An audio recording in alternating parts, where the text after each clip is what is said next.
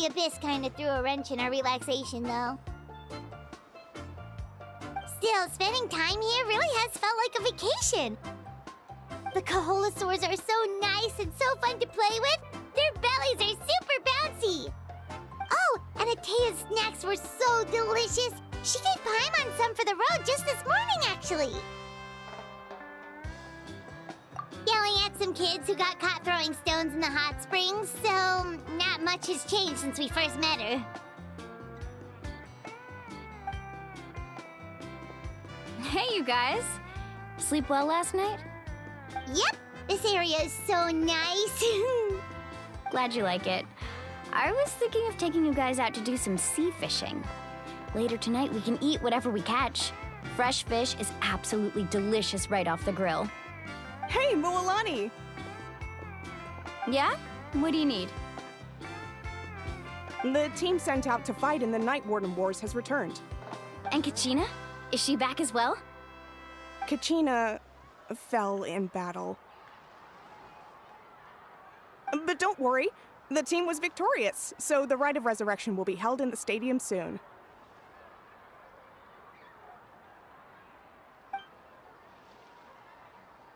That's a relief. The Abyss is cunning, and it was her first time. Mistakes are bound to happen. Exactly. She deserves to hold her head up high. All right, thanks for letting me know. We'll head out in a bit. Jeez, she sounded a little anxious there. Had me thinking it was bad news for a moment. Mualani, you said the Abyss was cunning just now, but it seems like the Abyss just wants to destroy everything. Like, think about all those monsters that attacked your tribe. If there really was some sort of cunning plan, wouldn't it make more sense to send them to attack Kachina and her small team? Not that Paimon wants them to be in any more danger, it's just... Relax, I get it. The Abyss is difficult to understand, that's for sure. At a glance, it certainly seems like the only goal is total destruction. The Abyss isn't a living entity after all, so what capacity for logic or planning could it possibly possess? But through our long history of fighting the Abyss, we've realized things aren't quite so simple. 500 years ago, the Abyss invaded Teyvat. You know about that, right? That's right. Conria suffered greatly during that time. But so did every other nation in Teyvat. And Natlan was the worst affected of all. It took the combined efforts of the then Pyro Archon and heroes from every tribe to finally repel the Abyss.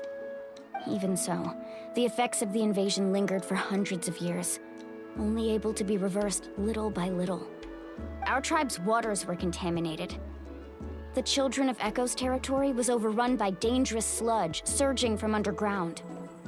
Unrelenting black winds tore across the lands of the Flower Feather clan. It was like each disaster was designed for a specific tribe.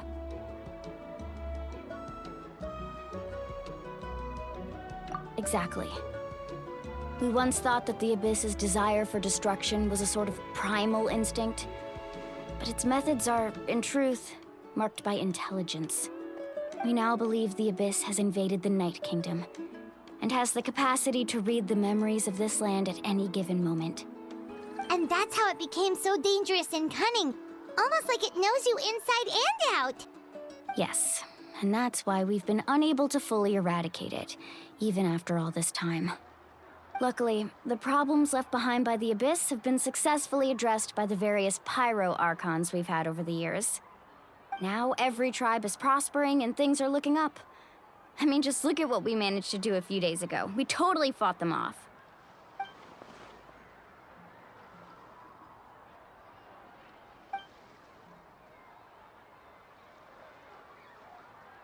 You must have had to sacrifice a lot to get to this point. Every battle, every sacrifice is in pursuit of a future where we get to stop fighting. Responsibility, duty, unavoidable burden. Everyone in Natlan views the war differently. But I believe we will be rid of the Abyss one day, and the efforts of all who fought against them will become a story for the ages. To think that my name could survive in ballads passed down to future generations, it's kind of romantic. Everyone has something that drives them forward, you know? We have to. Not only for ourselves, but for our future. Anyway, let's head to the stadium.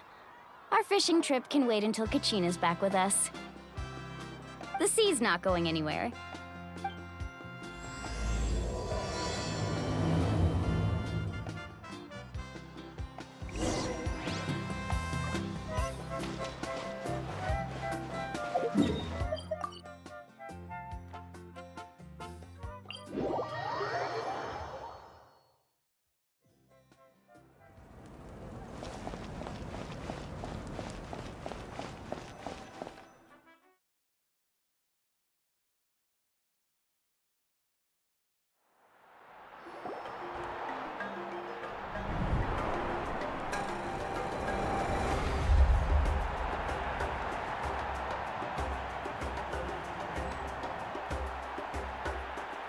Whoa, this place is packed already! Of course. No one's gonna miss out on the chance to welcome our heroes back from battle. It's their moment of glory. Kachina's gonna be so flustered. She's never had this many eyes on her before.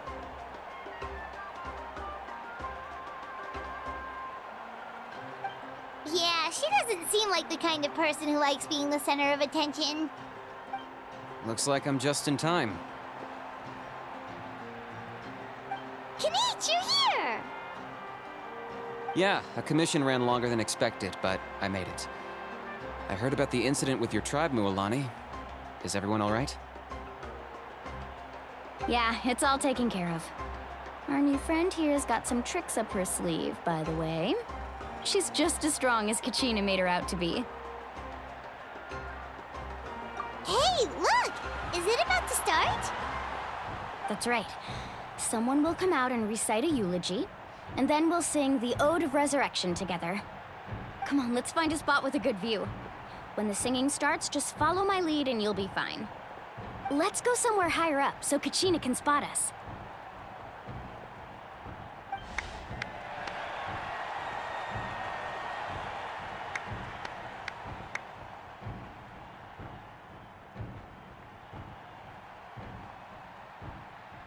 Warriors of Natlan, heed the call of life. We are the inheritors of memory and legend. Those who grew alongside sun and wind. Those who forged our own destiny and future. That is Natlan's fire, the lifeblood of our nation.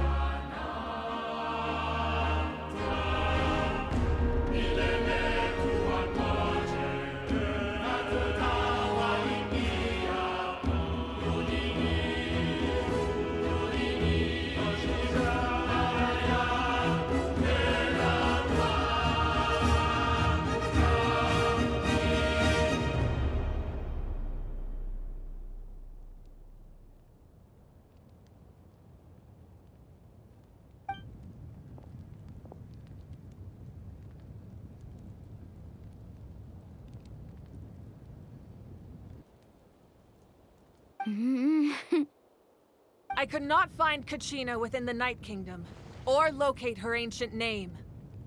What? What does that even mean?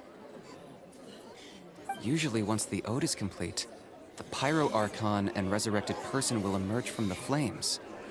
But something went wrong. What's going on? This has never happened before. Well, I think it's pretty obvious. Clearly, the team sent to fight the Abyss didn't win after all. Think about it. The Ode rekindles all victors. We've witnessed it countless times. Since the Archon couldn't find Kachina in the Night Kingdom, that must mean there's more to this victory than meets the eye. Hey! You just haven't gotten over the fact that Kachina beat you in the pilgrimage! Pathetic. The both of you. Your wild guesses are misplaced. We completed our mission. Maybe you did, but who's to say whether that little girl even contributed at all? Maybe she got scared and ran off. Why would the YUB recognize someone like her, even if she was on the winning team? How dare you insult a hero of Natlan like that? Kachina sacrificed herself to repel the Abyss. She doesn't deserve to be subjected to your vile rumors when she's not even here to defend herself. Calm down, Mualani.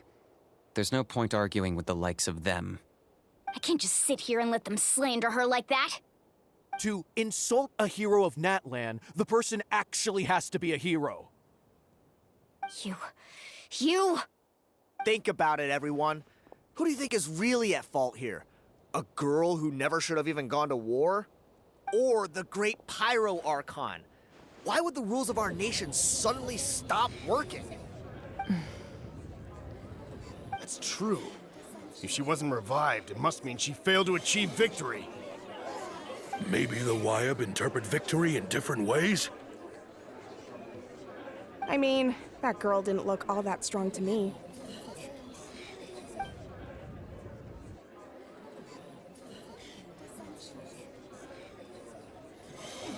Kachina wouldn't have run! That's not like her at all!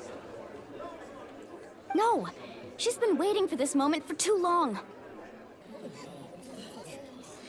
No matter how daunting the situation, no matter how scared she might feel, she's always the first person to stand up and face it head on. We don't even know what happened, so don't you dare try to use this as an excuse to vent your anger or slander her reputation. Fine. We'll find out what happens soon enough. Then, we'll see who truly deserves glory. That's enough. There is no doubt about today's victory, or Kachina's part in it. She is a hero worthy of our admiration and celebration. However, the failure of today's ceremony is undeniable. Kachina has not been rekindled, and I offer you all my deepest apologies as I continue to investigate this matter. To prevent further casualties, I have decided to suspend the pilgrimage until this matter is resolved. What? No one is all-knowing. No one is infallible, not even myself. But doubt is a means by which we seek the truth, not a weapon we wield against others. I didn't mean it that way, Archon. I just... If there are things you wish to clarify, then ask me directly. Doubt my answer if you wish, but now's your chance. You have concerns? State them. No, of course not. Even though I have said nothing to change your mind, then it would seem the truth never mattered to you at all. That guy doesn't even have the courage to answer the Pyro Archon's question. So much for all that glory talk earlier. I have a question, Archon. My friend Kachina. Do you have any idea where she is? It's extremely important to me. I know you said you were investigating the situation, but I'm sorry, that's not enough. I've already shared everything I know. If you want to learn the truth and rescue your friends sooner, you should join the investigation. So, what do you say? Of course I'll join. In that case, come see me in the speaker's chamber. We should join them. Oh, and if it's not too much trouble, could you drop by as well, Traveler? I'd like to have a chat. Rest assured, everyone, I'll keep the tribal chiefs informed on the progress of the investigation. Once again, I apologize for the outcome of this ceremony. If there are no further questions, let's part for now. Did she just ask us to come along? I believe she did. Let's go. I'd like to know what's going on myself.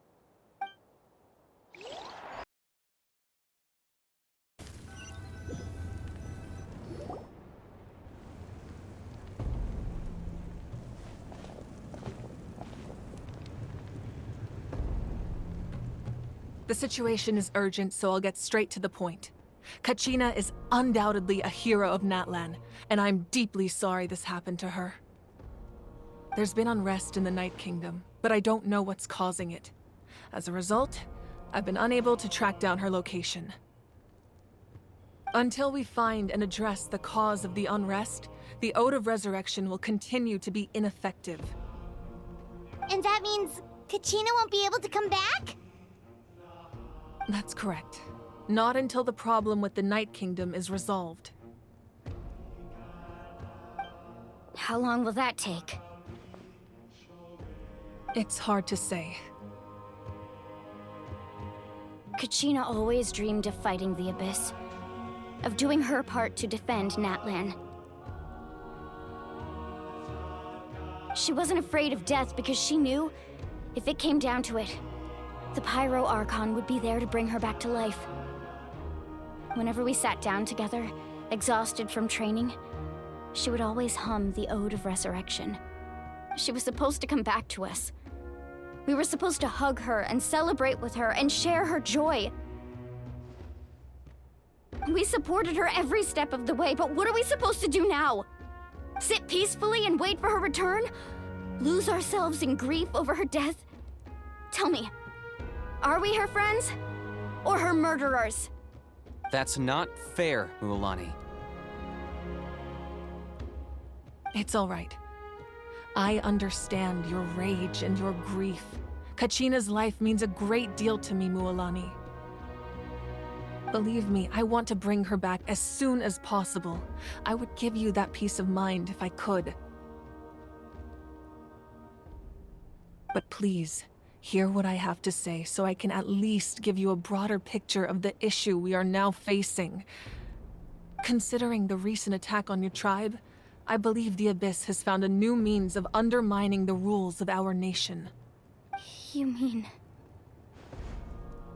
The Sacred Flame. The foundation of our resistance against the Abyss. If we continue to hold the pilgrimage and send teams to fight the Abyss, there will likely be more casualties. But if we stop altogether, the Sacred Flame will only grow weaker. The Abyss will scale up their attacks, and the tragedy we saw with the people of the Springs will only be the first of many. If we compare the two choices, the former seems to be the lesser of two evils. Sorry, I know that may sound harsh, but I bear the name Malipo. Weighing the costs is my duty. The raw truth can be cruel. But we need to understand it if we want to approach this rationally. But what would you say, Mualani? This is personal for you. And unlike Kanich, I dare say it's not a simple case of weighing up which course of action is less painful, is it? No. I can't choose between them, and I don't want to. Saying that one is preferable over the other is disrespectful to the people who suffered. You're saying it doesn't matter whether I suspend the pilgrimage. The consequences will be equally painful. Yes. What happened to Kachina breaks my heart. But I couldn't bring myself to sacrifice other people for her sake. And that is the crux of the problem. It's not simply a matter of choosing the lesser of two evils. Either way, there will be people who suffer. And the end result will be the same. Belief in the pilgrimage will waver. Once doubt has crept in, the people will no longer unite in battle against the Abyss. And that is exactly what the Abyss wants. Their ultimate goal isn't to break the rules that make the Ode of Resurrection work. It's to destroy the people's faith in them. To prevent what happened to Kachina from happening to anyone else, we need to suspend the pilgrimage. So that is my current plan. And in the meantime, I've made efforts to strengthen each tribe's defenses. Then, we have to find another way of strengthening the Sacred Flame to keep the Abyss at bay. This won't be easy. I'll need time to figure out the best approach. I understand your anger, Mualani, but I hope that provided some clarity, at least. Wow. Paimon thought things were gonna get heated for a second, but the Pyro Archon took the time to explain everything so patiently. I owe you an apology, Archon. I let myself get carried away earlier, and I'm sorry. You're right. We need to focus on finding solutions. We could always hold the pilgrimage without sending a team to fight in the Night Warden Wars. That way, we would still be able to fuel the sacred flame. I've considered that, but the two events have nearly always been linked. Without the chance to fight the Abyss, pilgrimage rankings lose their prestige, and competitor numbers will drop. With fewer participants, the amount of contending fire produced will decrease, and the vicious cycle will continue indefinitely. So, essentially, the Abyss is taking Kachina hostage. You've learned about the concept of ley lines during your travels, yes? The Night Kingdom is something similar. Staying there for a short period of time shouldn't have an effect on the person. But with the Abyss in the picture, it's a different story. Your sense of self will be devoured until eventually you become one with the Sea of Souls. Imagine pouring a cup of water into a rushing river. You can try to scoop up another cup, but there's no chance it will be the same water you had before. I won't sugarcoat it. That is the danger Kachina is currently facing. Just like you said, Archon. Both of these problems need to be addressed. You can focus all your efforts on dealing with the Sacred Flame. I will go search for Kachina. The Abyss poses the same threat to you as it does to her. It is very possible you will not return. Knowing that, do you still choose to go? Kachina's waiting for us to rescue her. That's all that matters. I failed to protect her during our campaign, but I can make it up to her now. I choose to go as well. Traveler? What do you think? Understood. Then I'll support you in any way I can. The Masters of the Nightwind have a technique that can extract an ancient name from the ley lines. If we can find Kachina's ancient name, I can use the link between them to pinpoint her position within the Night Kingdom. Then comes the hard part. You need to visit the Night Kingdom in person and rescue her. But isn't the Night Kingdom a land of souls? Can we even go there? Under normal circumstances, only the consciousness can enter. But there is a way to go there in person.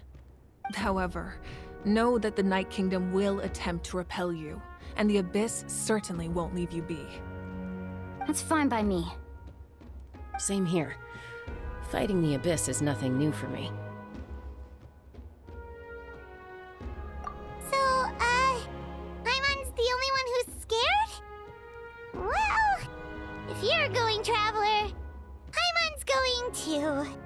Citlali of the Masters of the Nightwind once created an artifact that can be used to communicate with the Wyab. We call it the Spirit Speaker Stone.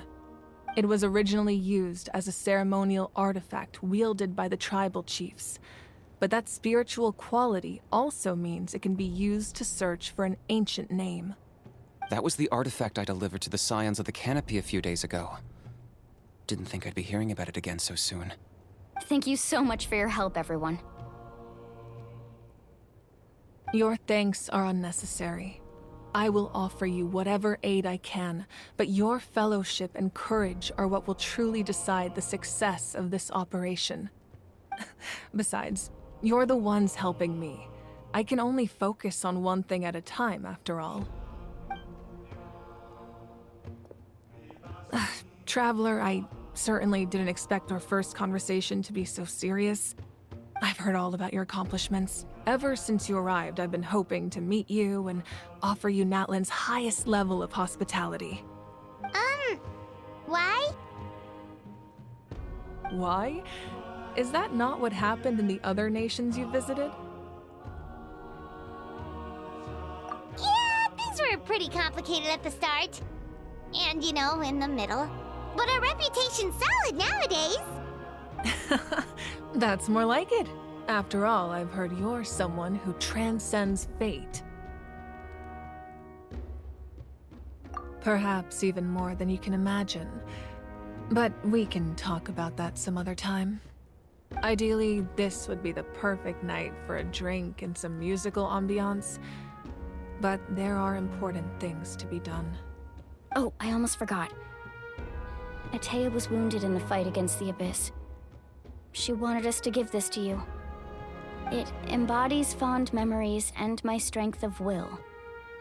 That's what she asked us to tell you. She said you'd know what that means. I didn't think this day would come so soon. The flames of her life force. I can feel them flowing within the talisman.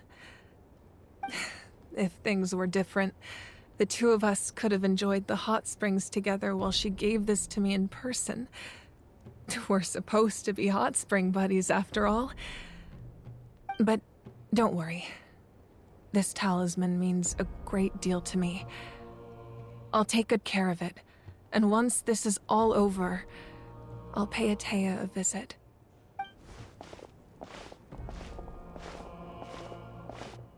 You said you didn't want to jeopardize the production of Contending Fire.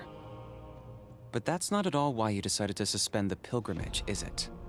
You're right. Even now, the production of Contending Fire is far from sufficient. The gradual corrosion caused by the Abyss has resulted in a massive shortage of pyro energy, and we're currently at the breaking point. As things stand, the pilgrimage is a lost cause. Suspending it allows us to save our strength to defend the tribes. The Abyss has brought catastrophe to Natlan, and Kachina's disappearance in the Night Kingdom is a direct consequence of that. We can't let the general public know that. No. If the public learned that Natlan's destruction was close at hand, there would be immense panic. But if I said nothing at all, they would have continued to question the integrity of Natlan's heroes.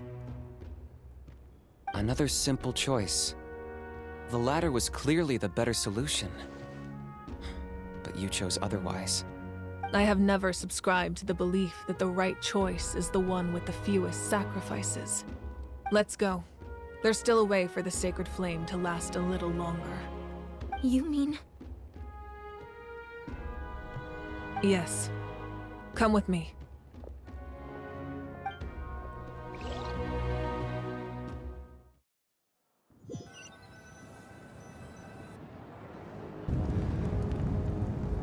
The sacred flame must never go out.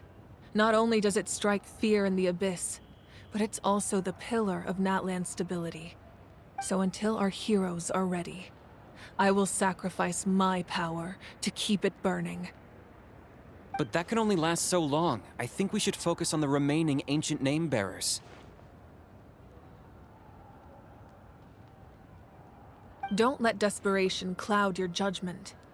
Those chosen by the Wyab have already embarked on their destined path. It is for them to decide how that journey ends, not us. All we can do is support them. Even so, for you to make this sacrifice, it's not right. If not me, then who? No other is capable of sustaining the sacred flame. I possess great strength, but I'm not above my people. This is part of my duty.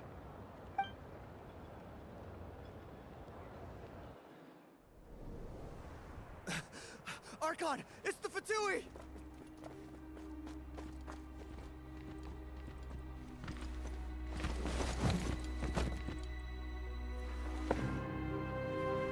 The Archon of Natlan. A force to be reckoned with. The secret of the ley lines is no secret to me. Long have they been destined for ruin. And since the oath made 5 centuries ago remains unfulfilled, what use is the Gnosis in your hands? I don't know what you mean. But it sounds like this is about more than the Tsaritsa. In times of crisis, someone must pick up the mantle of salvation. Your plan has reached an impasse, and now it falls to me to create new rules for Natlan. But before the dawn of a new age, the old must be destroyed.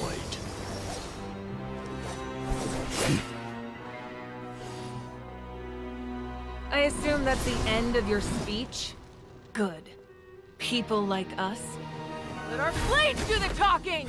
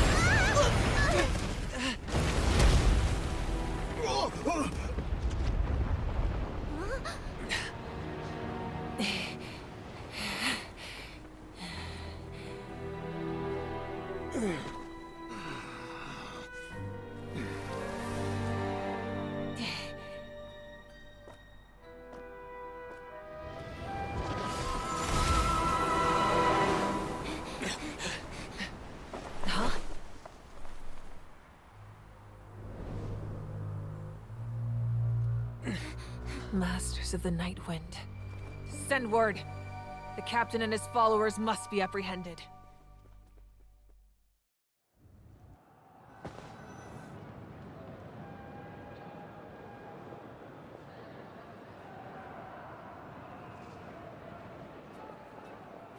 Are you alright, Archon? He was a formidable opponent. Exactly what I would expect from the first of the Fatui Harbingers. I never imagined someone could match you in combat. If the Tsaritsa sent him here, why would he bring up what happened 5 centuries ago?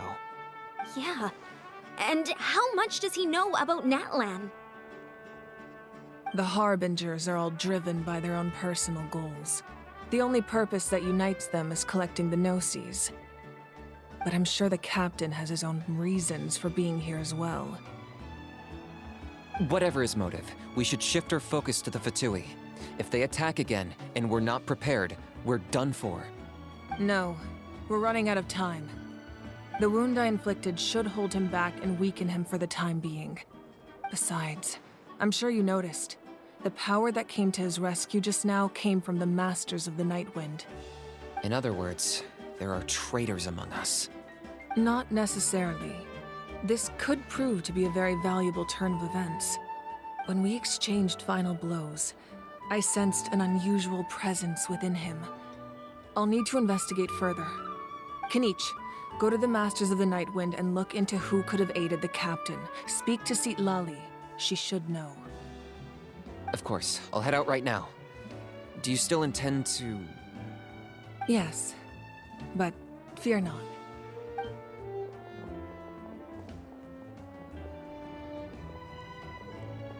Natlan's strength has never rested solely in its Archon.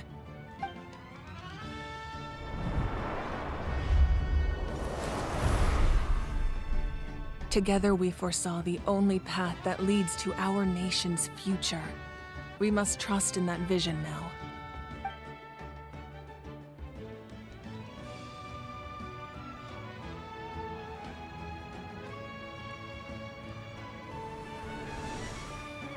Is everything okay, Archon?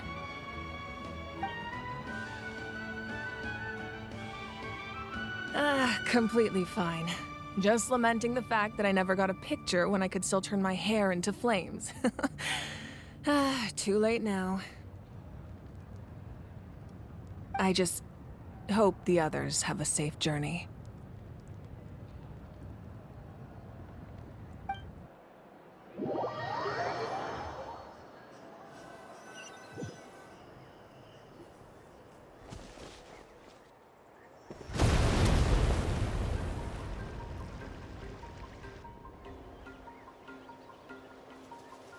What's happening at the stadium? Did something explode? It feels like the Archon unleashed her power. She must be fighting a formidable opponent. Should we go back and check what's going on? Have faith in the Archon. She wouldn't lose in a one-on-one confrontation. Once we find Kachina's ancient name, we'll head right back. Okay, let's just keep climbing. Paimon really hopes nothing goes wrong.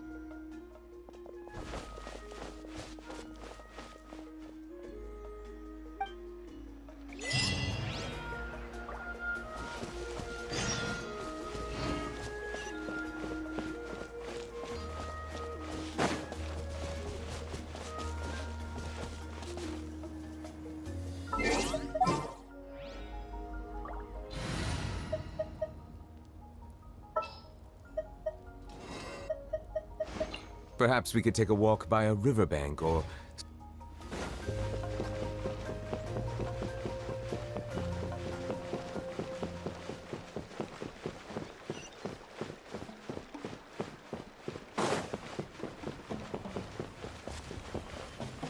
What can you tell us about the scions of the canopy? The tribespeople are very adventurous. Oh, kinda like us then! I'm not so sure. You don't strike me as the type to enjoy danger. The Scions of the Canopy are a bunch of thrill seekers.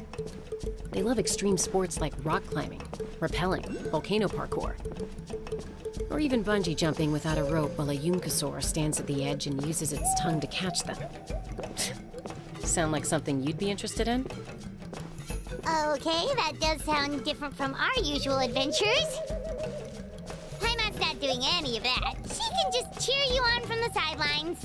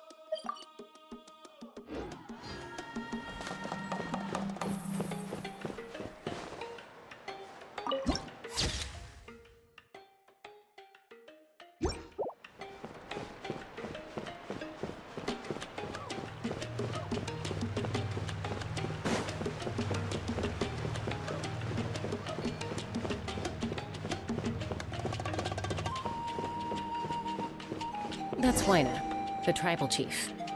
Let's head over to him.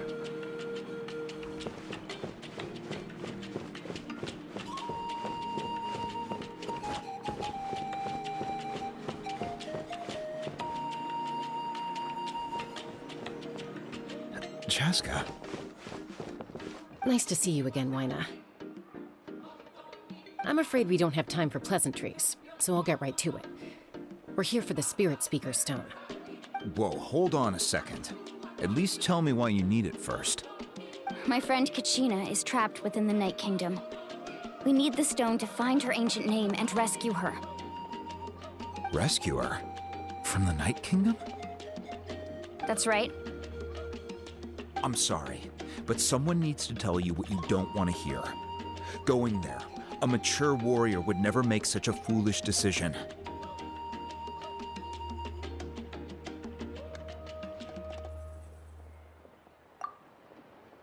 The nature of battle is unpredictable.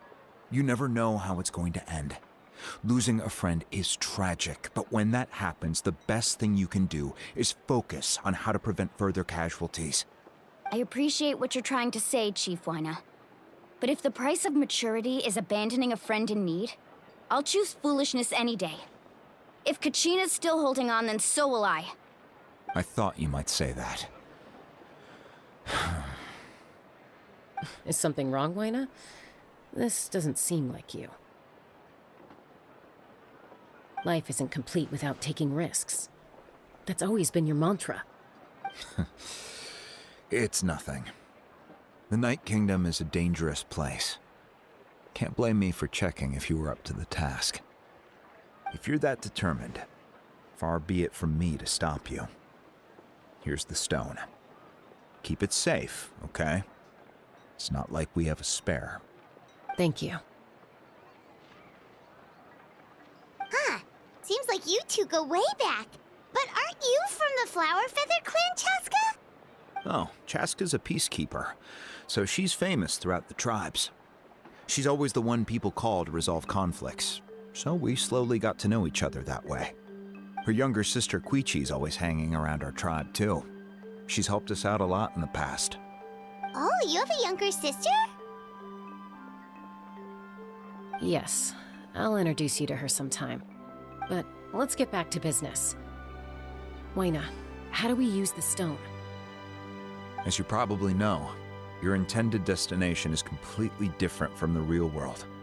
The Night Kingdom is like a river flowing with concepts, and the ancient name you seek is like a tiny fish swimming downstream.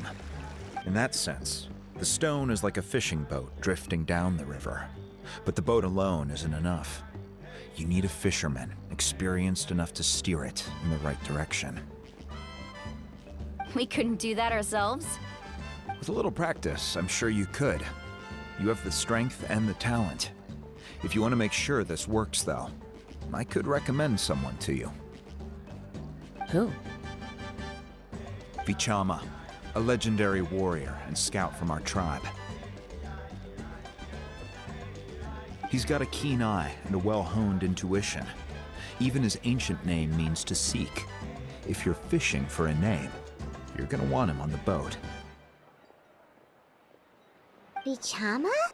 Why does that name sound familiar? He's one of Auntie Atea's hot spring buddies. I've heard stories about him. Where can we find him? Ever since Malco passed, he spends most of his time gazing out at the scenery from the cliff tops. Follow the path that way, and I'm sure you'll find him. Thank you. We'll go look for him there. Good luck. I hope everything goes well.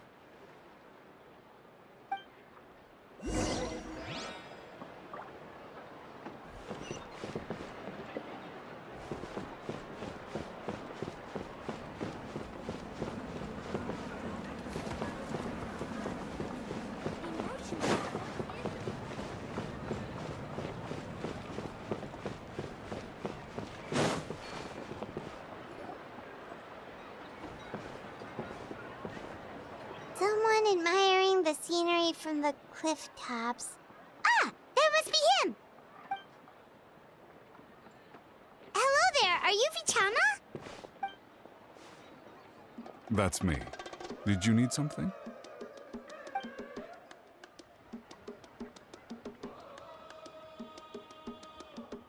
What?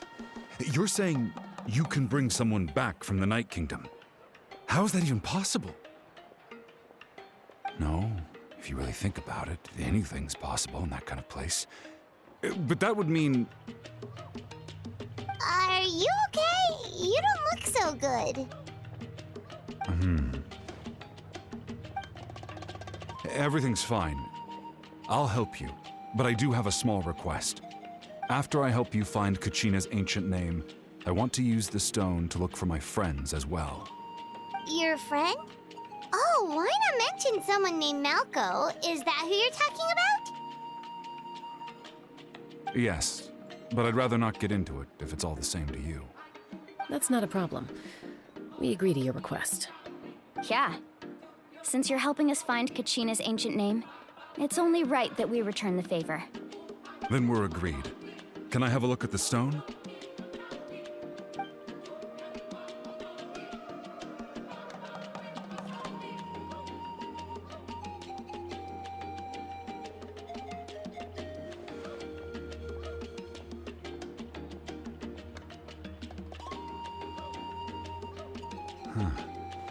I see. From what I can tell, it functions almost like an abyssal pylon. Both connect the Night Kingdom to the living world.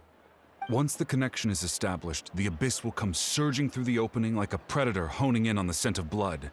So we have to be sure not to use it in a tribal settlement. Wow, you got all that just from looking at it? I just picked up on the basics, really. I still have no idea why it works. You said someone named Lali invented this. They must be a genius. I'll go find an open area and start setting things up. In the meantime, I need you to get 2 things for me. We'll go right away. What do you need? First, I'll need some hook ropes. Pretty much every store around here carries them, so no need to go anywhere special. Oh, and I need to build a net out of them, so make sure you get a good amount. Wait, are you saying you're going to use a real net to catch Kachina's ancient name? How does that work when one's tangible and one's not? By creating something tangible in our world, like a net, we can create a connection to a corresponding concept in the Night Kingdom. Basically, I'm going to use the concept of a net to catch something equally intangible, an ancient name. Oh, I see. What about the second thing you needed? Right. I need 2 chunks of obsidian. Once we bring the ancient names into our world, we'll need a place to store them. Normally, you can only get obsidian from the Children of Echoes, but I heard there's a traveling merchant from that tribe around here somewhere, so maybe you can try your luck there. Gotcha! Alright, let's split up. See that clearing? Let's meet over there when you're done. Oh, and you can send someone with me if you want. In case you're worried I might take the stone for myself. What do you think, Chaska? There's no need. Lena spoke highly of you. That means you're trustworthy. I appreciate it, even though that doesn't mean much to me anymore. Anyway, it'll take some time to set everything up, so no need to rush. I'll see you in a bit.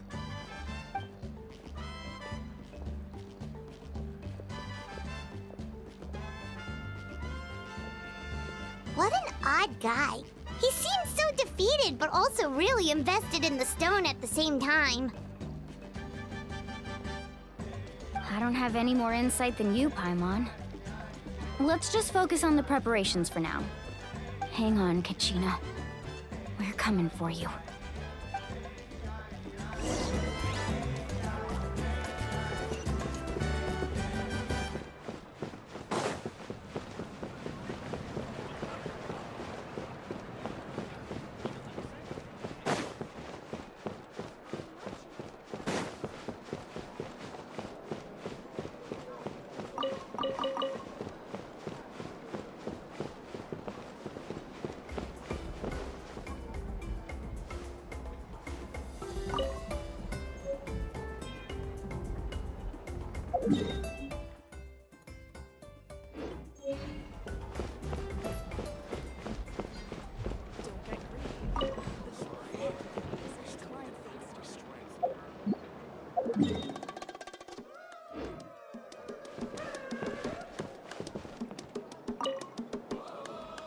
Hello. Do you have any hook ropes for sale? Hook ropes? As in rock climbing equipment? Yes. How much for your whole stock? Oh, the whole thing? Let me see. That would be 30,000 mora in total. Deal? Deal. Wait, really? What, you want me to drive down the price? We just need these as fast as possible. Thanks. Oh, no problem at all. I'll even pass along some information on the house. These ropes are usually used by rock climbing enthusiasts. If you want to learn, Roka's the person you want to ask. All right, that's everything. Here you go. Now we need the obsidian. Let's go talk to the traveling merchant Bichama mentioned.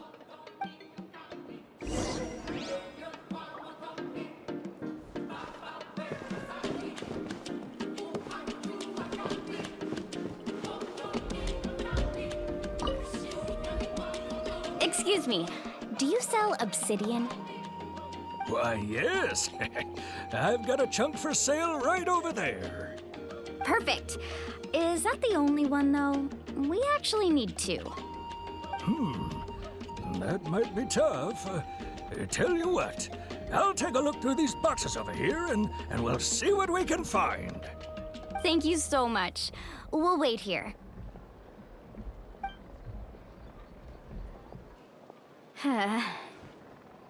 Relax. Everything's going according to plan. I know, it's just... I could tell Vichama feels the same way about his friend that I do about Kachina. I hope this chunk of obsidian isn't the only one. Kachina always carries all sorts of shiny stones with her. If I was the one trapped in the Night Kingdom, she'd have a whole pile of obsidian ready in a heartbeat. Well, would you look at that? I did bring an extra. Here you go, young lady. How does it look? Perfect! Thank you. How much do I owe you? If you hadn't shown up, these stones would have just sat here collecting dust. I'll take 3,000 mora for both. Here you go. By the way, I heard you mention Vichama just now. You running an errand for him, then? How's he doing? Malco's been gone for 5 years now. It's about time he started to move forward. Do you know what happened between them? I heard about it in passing while I was out drinking one night, but I don't know all the details. Bichama and Malco grew up together, and even made a name for themselves together. Malco was an amazing fighter, capable of knocking out multiple opponents in a single hit, while Vichama excelled at scouting and analyzing the battlefield. The two made an excellent team, and managed to beat back the Abyss several times. 5 years ago, they both emerged triumphant in the pilgrimage, and were placed on the same team to fight the Abyss. But on the eve of battle, the Abyss launched an attack on their tribe, and Bichama suffered an injury to his leg while attempting to rescue someone. Then what happened? The team agreed that he couldn't fight the Abyss in his condition. Vichama didn't argue. He knew going to the front lines with an injured leg would make him a burden in battle. So they raised the issue with the Pyro Archon, and she agreed to let him stay behind. It's just... Malco and the others ended up facing hordes of abyssal monsters in numbers that far exceeded anyone's expectations. The team made an error in judgment, and they fell to the onslaught. Vichama went into a deep depression after that. He blames himself for everything. Oh, you're not wrong. But it's possible he chooses to blame himself. Not because he did something wrong, but because he wasn't able to do anything at all. I've tried convincing him to move forward, to stop dwelling on the past. But the shadow of Malco's death hangs over him still. The Abyss has caused so much suffering, and some wounds never heal. I wish there was something he could do to make himself feel better. But... anyway, that's the gist of it. Maybe you could help him talk things through sometime. I would really appreciate it.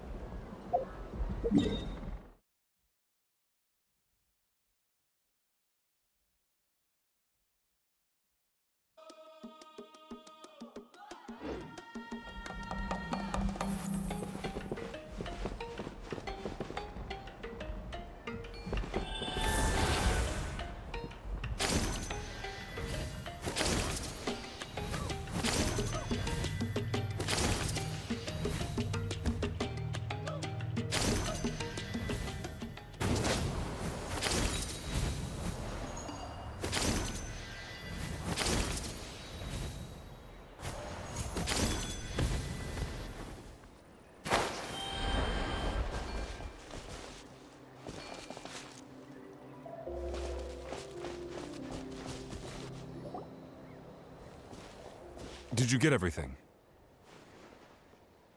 Yep, it's all here. When do we start?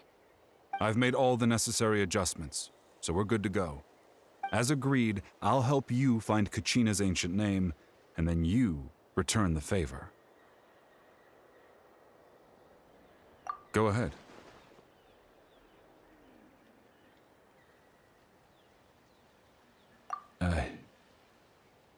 Yes. After Malko fell, I scoured the battlefield to see what happened. It turned out he wasn't bested by some impossibly powerful foe. He was dragged to his grave by the sheer number of enemies. If I had been there, I would have been able to sense the danger. I could have warned them not to advance. I've always blamed myself for what happened. But when you told me about Kachina, I realized there's a chance Malko might also be alive, fighting for survival in the Night Kingdom. But that happened several years ago, right? The Pyro Archon said all life within the Night Kingdom eventually becomes one with the Sea of Souls. There might not be much hope, but I still have to try. Malko and I promised each other, even if we never managed to root out the Abyss for good, we would fight together until the end. All right, let's get to it. I'll start searching for the conceptualized version of Kachina's ancient name. If you see any fragments scattered around the area, please collect them.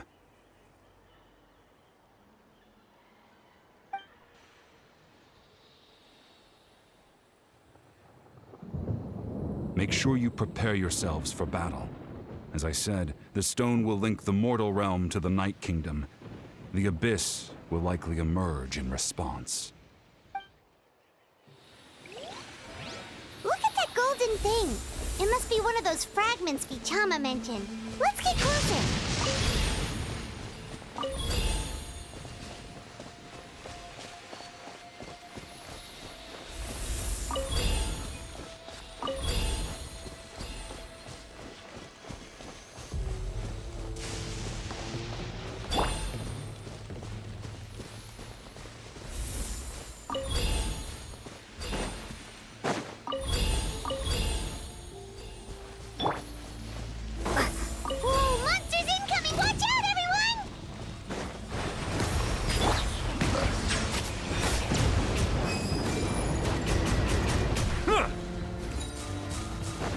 The mighty be humbled!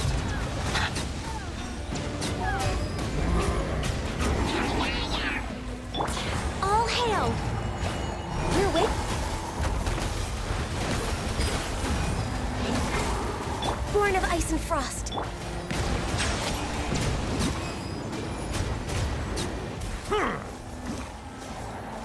How much longer, Vichama? Not long! We're getting close!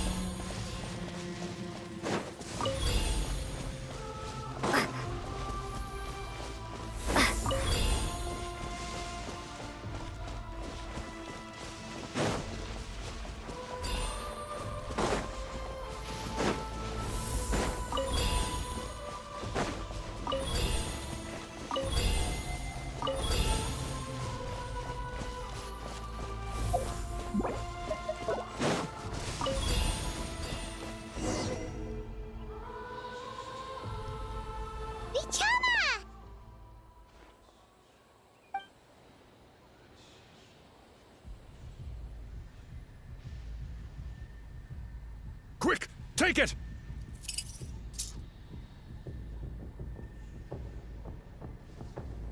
I found Kachina's ancient name. Hang in there, Malko. Just a little longer.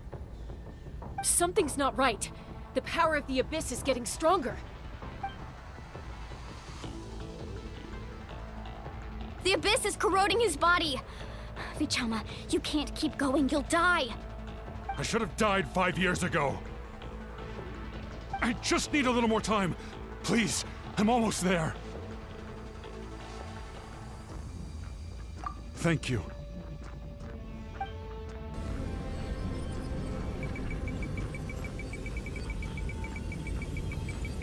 Whoa, watch out! The power of the Abyss is strong.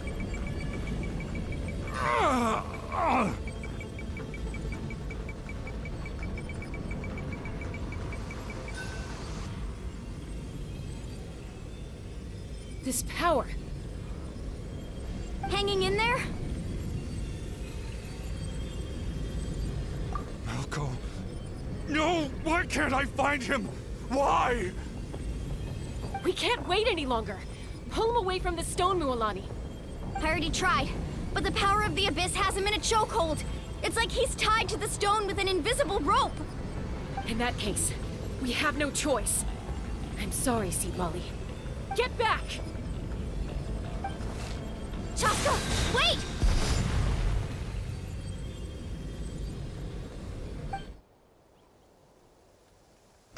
Ouch!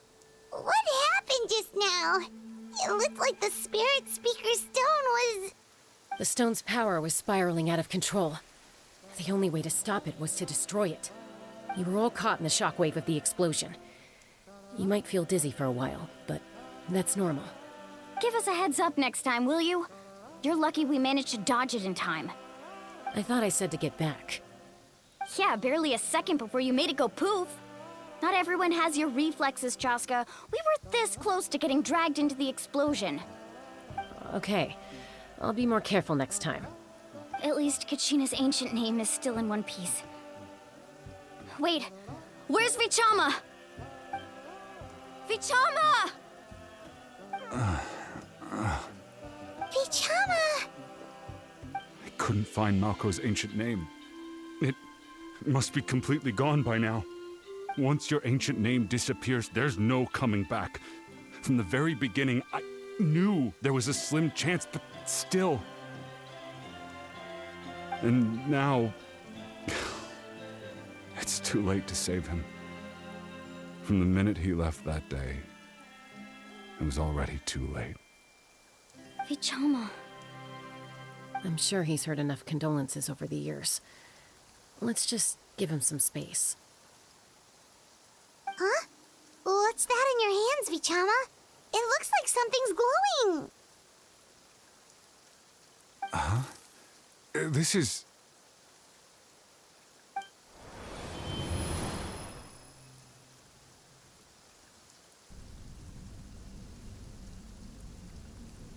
Hey, Malko. Got any strength left? Not enough to swing a sword, but to say a few last words? Sure. Too bad. No one will get to hear them. I never thought I'd actually die on this mission. Not that I'm afraid to die. It's just... hard. Thinking about my mom's face when she hears the news. Guess I have something to be thankful for then. My parents died a long time ago. They won't have to mourn me.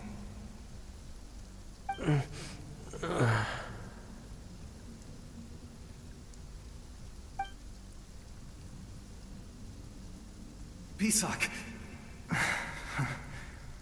Always had to beat me at everything, didn't you? Right to the end, you were never one for goodbyes. Maybe you're right. Maybe no one will get to hear our last words. But just in case...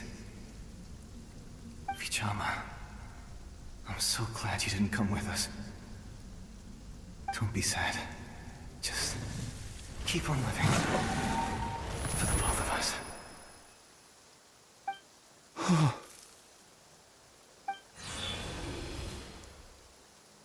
Was that a memory? Seems like we were able to salvage something after all.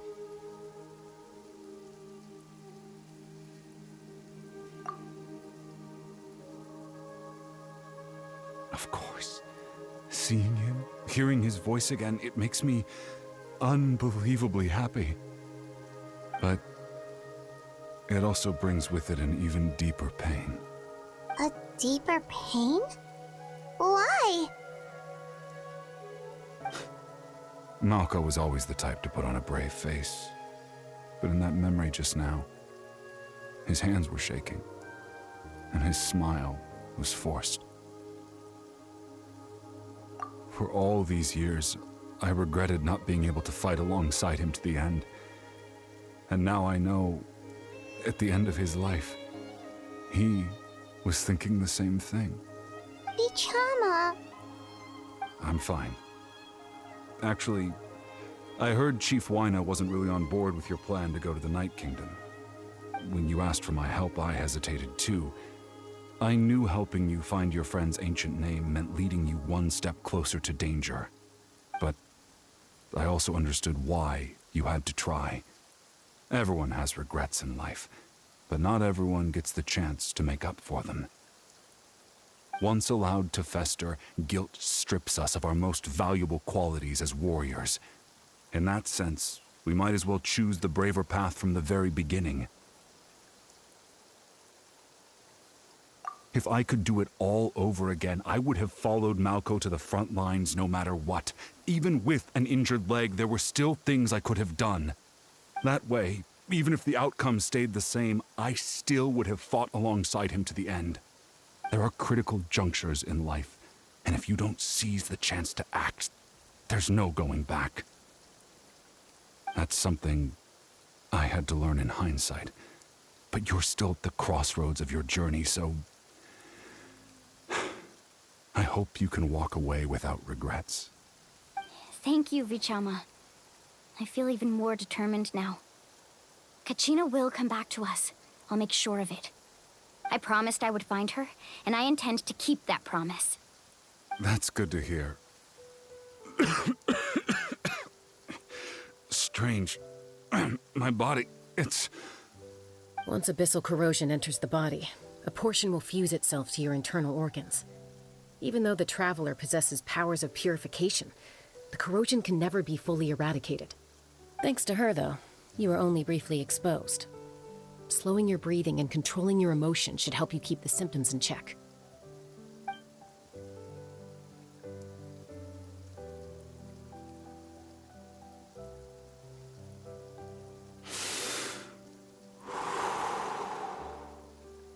Huh. That does make me feel better. You seem very knowledgeable about all this. Just speaking from experience, that's all. Anyway, we've recovered Kachina's ancient name, so we're off to a great start. Let's get Vichama back to his tribe and tell Wyna the good news. Oh, and apologize for destroying the Spirit Speaker Stone. We had no choice, though, so he'll probably understand. Right?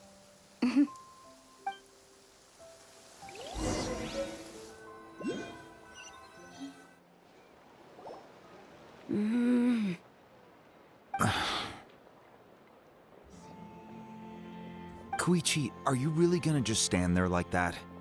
I don't know what you want from me. I think you know exactly what I'm trying to say, Uncle Wyna. I can hear it in your voice. Honestly, it's just one thing after another with you two. They're back. Koichi? What are you doing here? Don't play dumb with your own sister. You know exactly why I'm here. My apologies, everyone. I just need to borrow Tosca for a few minutes. You come with me.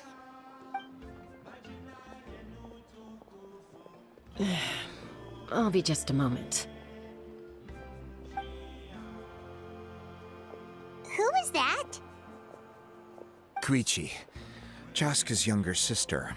Although the two aren't actually related by blood, it's kind of a long story. It's not really my story to tell, but I guess it's not a secret. You see, Chaska was actually raised by cuckoo sores. She was afflicted with a rare disease when she was a child and abandoned in the wild as a result. The Abyss found her out there, all on her own, and tried to devour her. But in the end, all that did was trigger her will to live.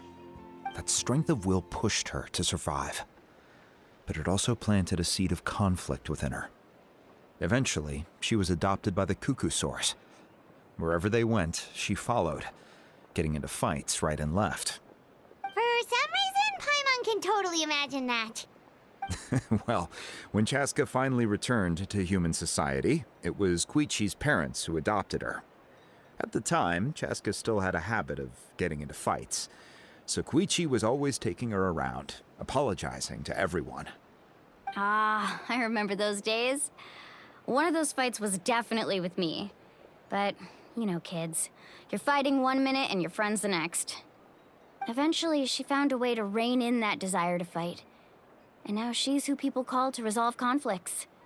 She's known as the Peacemaker. It sounds like she still argues with Koichi, though.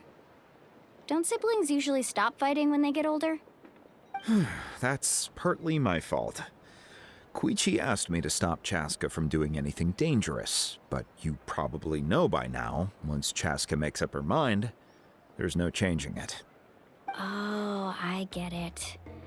No wonder you tried to talk us out of going to the Night Kingdom. Chaska even said that wasn't like you. I'm all for your adventure. You need to take risks when you're young, because by the time you're my age, you couldn't attempt something like that even if you wanted to. Better try now than live with regrets later. That's what I say. Still, I can understand where Koichi's coming from. In the end, nobody wants to sit back and let a loved one put their life on the line.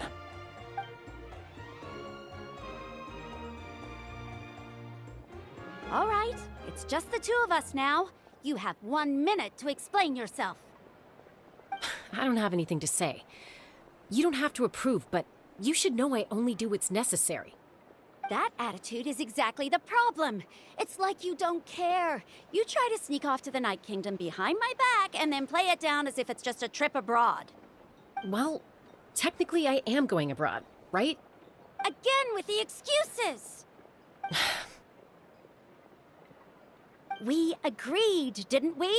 There are 4 levels of danger. If it's not something urgent, you can only engage in level 2 danger and below.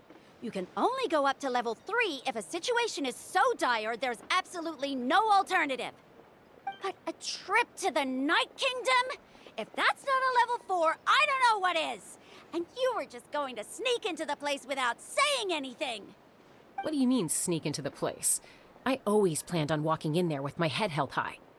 You bought off Uncle Wina, didn't you? He promised me he'd stop you from doing anything dangerous. Oh, it's like he didn't even try. You feel like he went back on his word. What if I told you my mind was made up, and there was nothing he could have done? Not even by force. Oh, I knew it! So he did try to say something, but you didn't listen.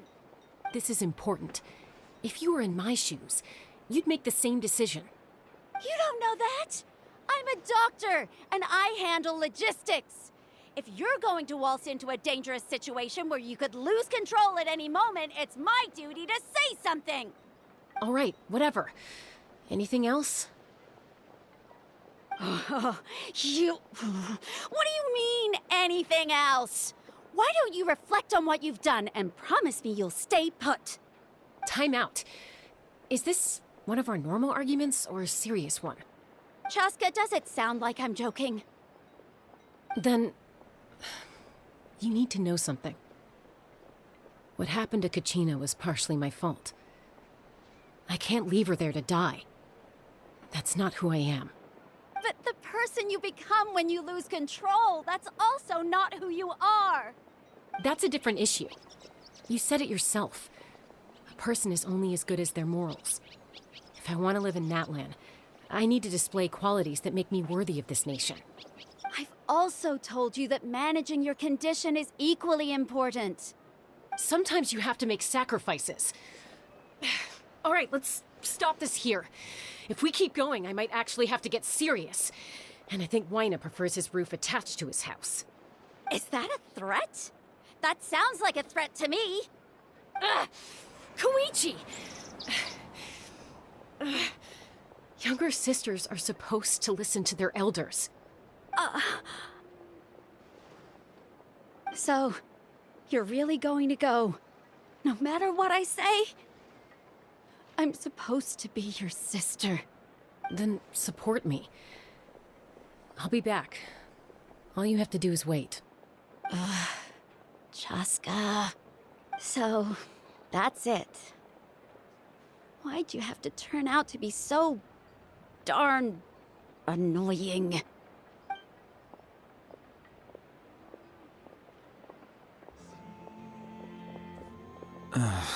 You two are something else. Something you wanted to say? I know you aren't related by blood, but you two sure are similar. Really? You know, I said that very thing to Koichi not too long ago, and she reacted the exact same way, down to the very tone of voice. It's not my place to get involved, but I will say this. Try to spend a little more time with your sister. You're tough kids. That doesn't mean you have to go it alone. Thank you. Anytime. All right. If you're done with the Spirit Speaker Stone, you might as well hand it over. According to Kinich, it's an important ceremonial artifact, so it'd be safer to keep it with me. About that. If only Tone-Deaf Bard was here, he could have repaired it just like the Holy Liar. It might be in a few more pieces than you remember. Huh?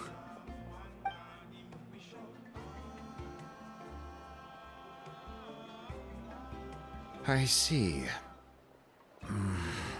Sounds like it was an urgent situation. If someone's life was on the line, then you had no choice. Still, Citlali's going to be a nightmare to deal with now that you've broken her stuff. I'll explain everything to her later. Stay safe out there in the Night Kingdom, okay? I'll wait here for your safe return.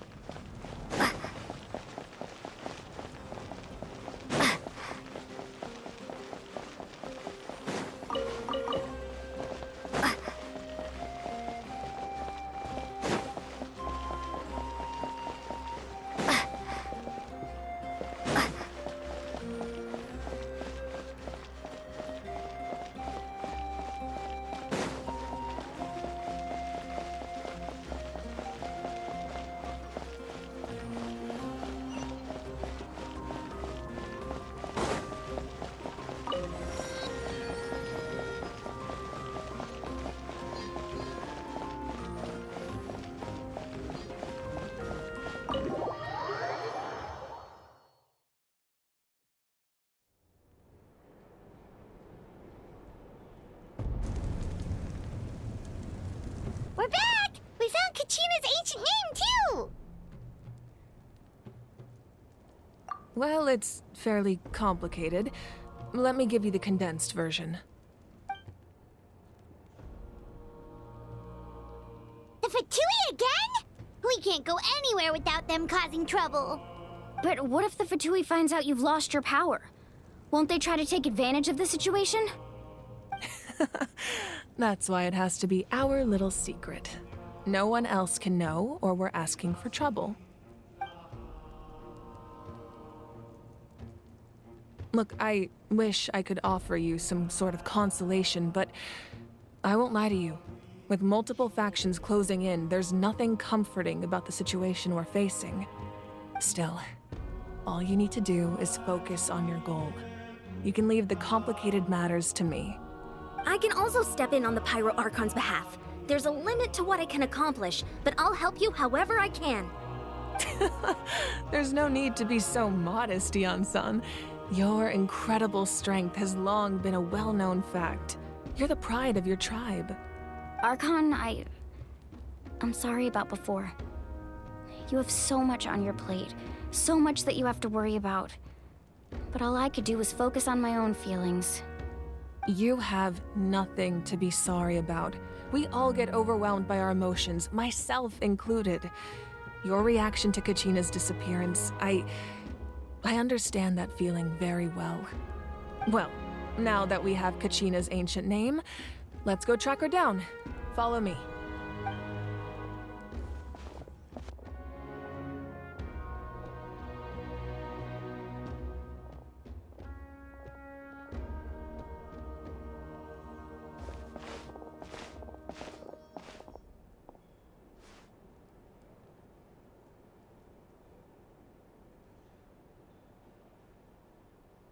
What is this place?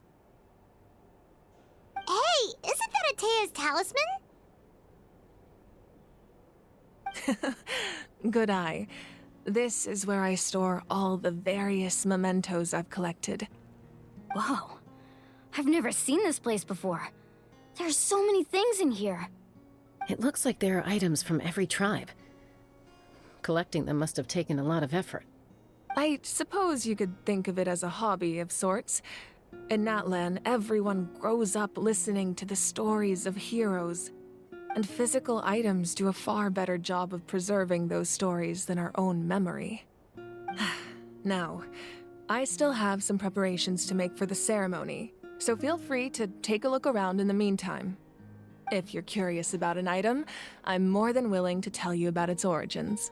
All right, we'll have a look.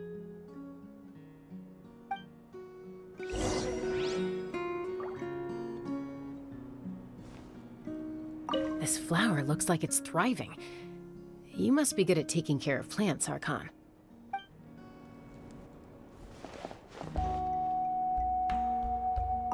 This fishing basket looks familiar.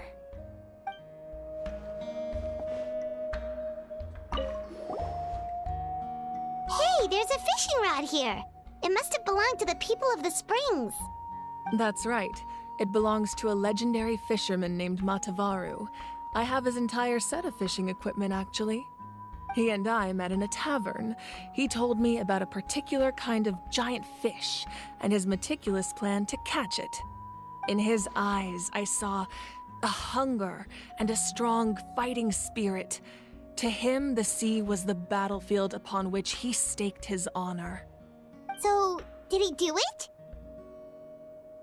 The next time I saw him, he was covered in scars. It turned out the fish he sought had been corroded by the abyss. He managed to kill the fish, but sustained a serious injury in the process, which meant he could never go deep-sea fishing again. Can a fisherman claim victory if he fails to bring back his catch? That's what he asked me in the end. Well, Paimon thinks he won. That was my answer as well. The experience was far more valuable than the prize itself. In the end, he didn't want his tools to go to waste, so he gave them to me. Wait, that means you also know how to fish. Maybe we can go head-to-head sometime.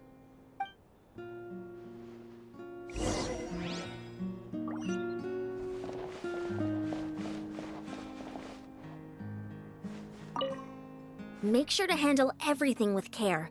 This cup, for example, it's heavier than it looks.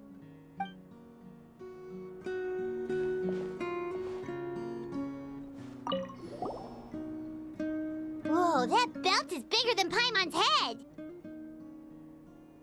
The Collective of Plenty are known for their bodybuilding competitions and contests of strength. This belt is a symbol of great honor within the tribe.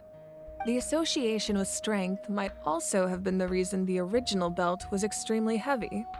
It was difficult for even two people to lift. And even if a warrior had the strength to put it on, wearing it for any length of time would still leave them gasping for breath. Sounds like it. So the owner of the original belt, Kitera, commissioned a craftsman to make a copy identical in appearance but far lighter in weight. That is the belt you see before you. He would often wear this version when training in order to protect his waist. Or he made a lighter version so he could wear it all the time and show it off.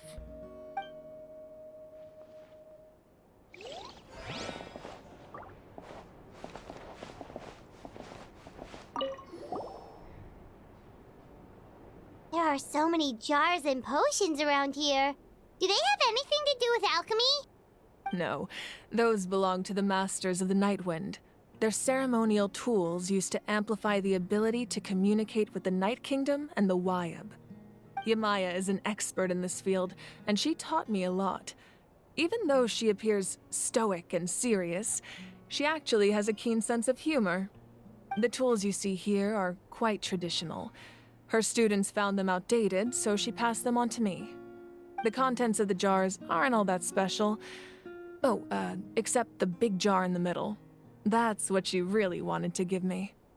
Ooh, must be something really cool. What's inside? Grape juice. Huh? It's quite tasty, although probably expired by now.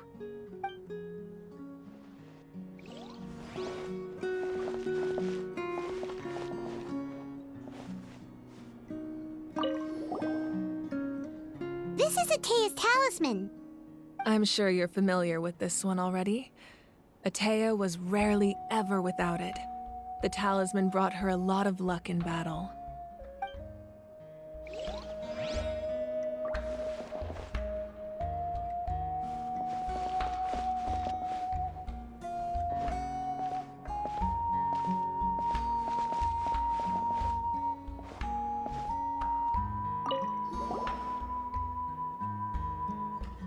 The powder still needs some time to settle, so let's wait a little longer. Well, what do you think of my collection? Do you feel like you have a better understanding of Natlan's culture now? Yeah, if each item represents a different story, seems like Natlan's really been through a lot. Does every item hold a special memory, just like Atea's talisman? That's right. The items in my collection actually serve a similar purpose to the ancient names passed down among the tribes. They demonstrate the true shape of time. The shape of time? Most people perceive time as a linear concept, almost like a straight line that can only move forward. We cannot change the past or predict the future. But there's also a different theory, one that I believe to be closer to the truth. Namely, that the past, present, and future all exist at once.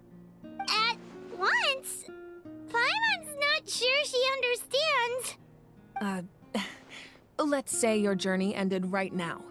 Thinking back on your experience in each nation, which one would you say was the most important? Exactly. Even at the end of your journey, the things you experienced along the way don't cease to exist. They become part of who you are. Take out a portion of that journey, and you would likely make very different decisions, and eventually arrive at a very different destination. The future is the same way. It exists even though it has yet to come to pass. We just lack the means to perceive it. Of course, there are those with the power to foresee the future. They simply call it by a different name. Fate. You're quite familiar with that concept, I would imagine. That does kinda make sense. The future hasn't happened, but already exists. Humanity excels at living in the present, but too often we forget the past and neglect the future.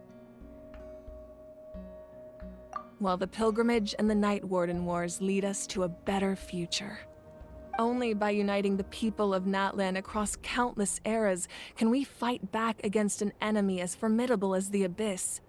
To come up with such a set of rules, the first Pyro Archon must have possessed a level of insight I can only imagine. That's correct. At first, he was a mortal man with no special power. After he ascended to the divine throne, he used it to borrow power from the heavens and establish the rules of Natlan. Namely, a framework through which ordinary people can ascend to Archonhood.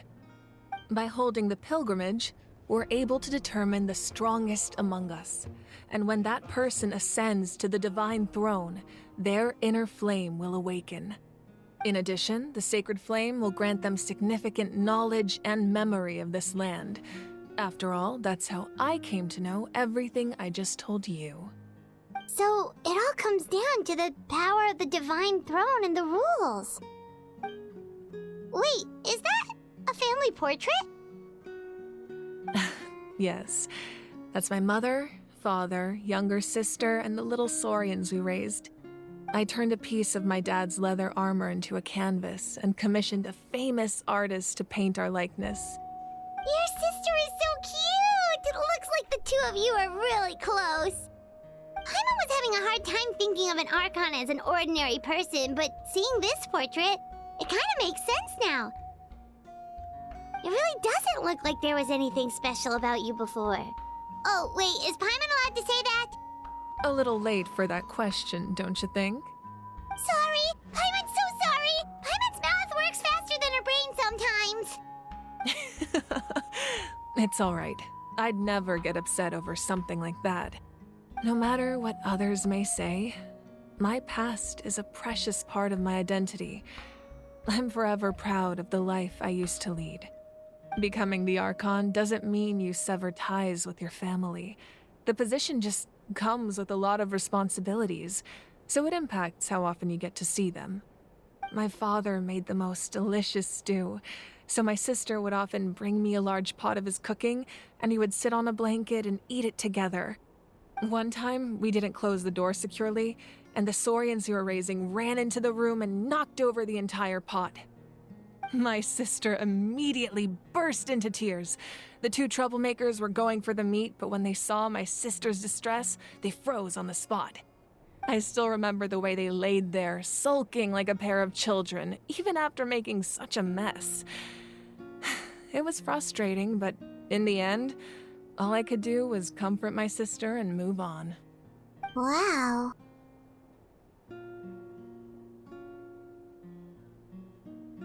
Isn't that what being a family is all about? I think about that story a lot, actually.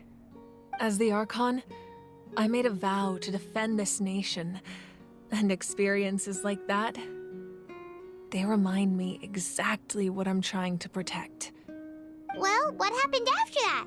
This portrait looks pretty old. Your sister must be all grown up by now, right? I believe she ended up working as an architect and artist. She built many houses and crafted many beautiful works of art. Anyway, that's enough about me. Now that the powder is settled, we can begin. Ian-san, Mulani, Chaska, over here, please. Place the ancient name up there, and then we'll begin.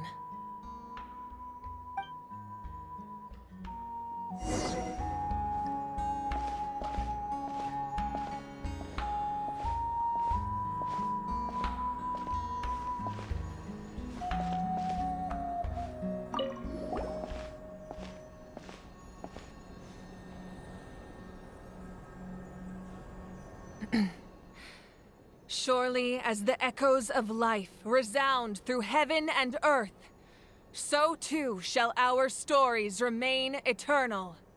Ancient name, take us to your fated bearer. Allow her to answer our call.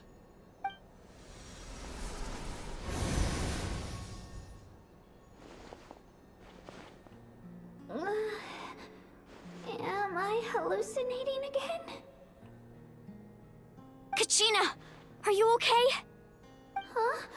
I'm not seeing things, am I? Is the Abyss playing tricks on me again? It's okay, Kachina. It's just us. We're trying to find a way to bring you back. Everyone, you have to listen to me.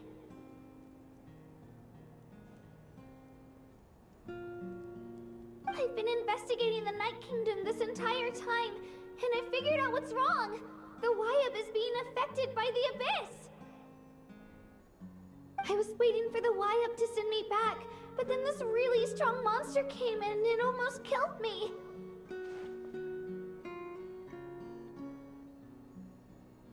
The Wyab saved me, even though its power is weakening, so I've been hiding from the monsters while trying to find a way to help. The Night Kingdom has become a huge mess, though. I keep hearing these awful sounds and seeing really horrible things. Don't listen to those sounds, Kachina. The Abyss is trying to strip you of your sanity. All you need to do is stay safe and wait for us. We'll be there shortly. It's okay. I feel so much better now that I've had the chance to talk to you guys. You don't need to worry about me. I've never been strong or special at all, really. So I don't blame anyone for forgetting about me or leaving me behind. Just knowing you care is more than enough. I'll find a way back. You don't have to put yourselves in danger to come rescue me. You're always like this, Kachina. Now's not the time to act tough. We're coming for you, and that's final. I don't know what lies the Abyss has been feeding you, but I'll tell you something right now. Nobody here sees you as a burden. You're a victor of the Night Warden Wars, a hero of Natlan. All you need to do is wait for us to rescue you, and you'll get all the applause and recognition you deserve.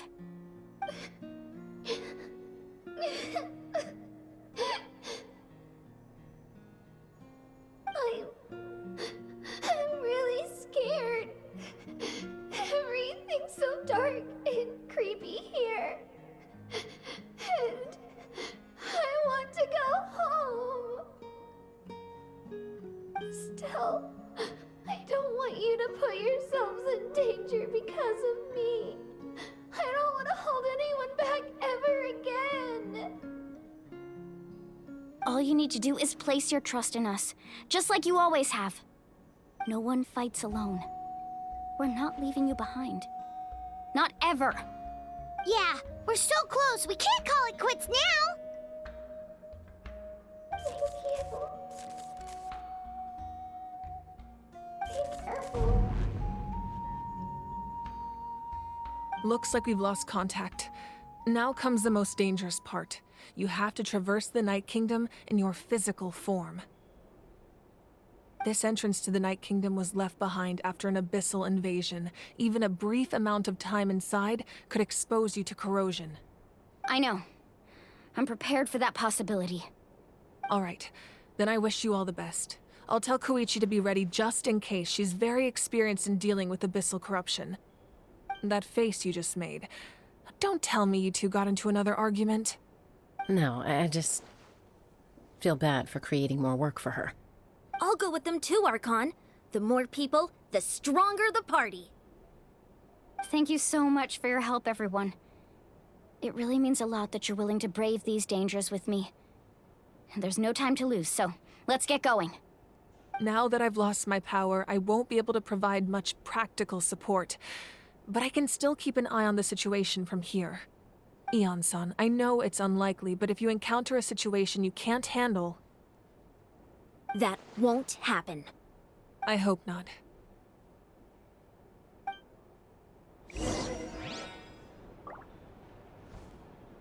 Be careful out there. I'll observe the situation from here.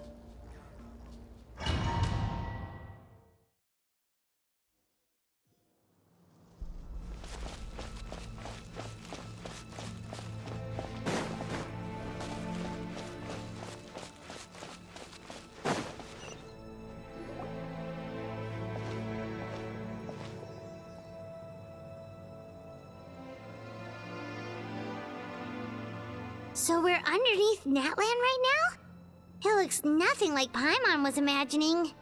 That's because in the distant past, Natlan was home to an incredibly advanced civilization ruled by dragons. Humans only established their own society after the fall of the dragons. So these are Saurian ruins? Wait, you mean like the elemental sovereigns? They had their own advanced civilization? Yes, a really long time ago. Very few records have survived until now, so no one really knows what the devices here are for. These ruins have been abandoned for a long time, but with the recent increase in Abyss activity, the installations around here have somehow been activated again. So what you're saying is, we're not in for an easy trip to the Night Kingdom. No, it's going to be obstacle after obstacle from here on out.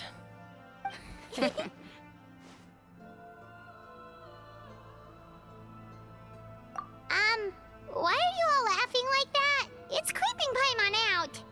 It's the pre-adventure excitement kicking in, right guys? Of course. I'm eager to get started. Then let's go. We won't let anything stand in our way.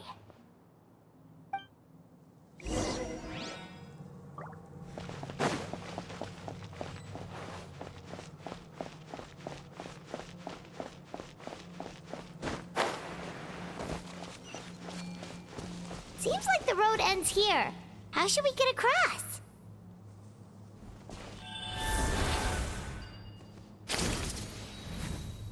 As a professional trainer, I think you could stand to build up your endurance, Paimon. Professional trainer? Paimon thought you were a warrior from the Collective of Planning. Well, that goes without saying.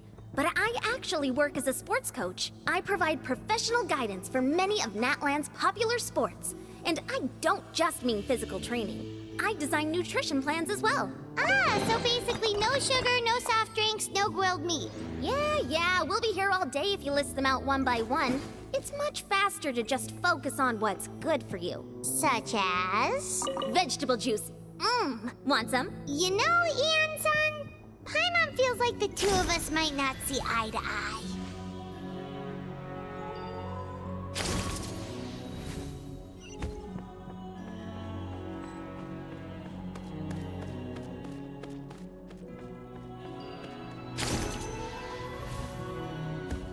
Those guys look familiar. We've fought them before. Let's go. Show no mercy.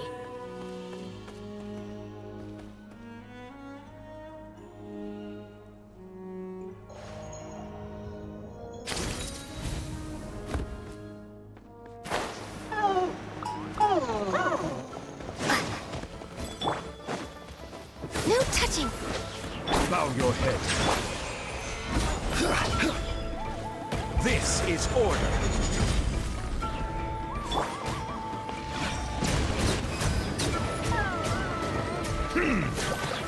Be sanctified. Silence!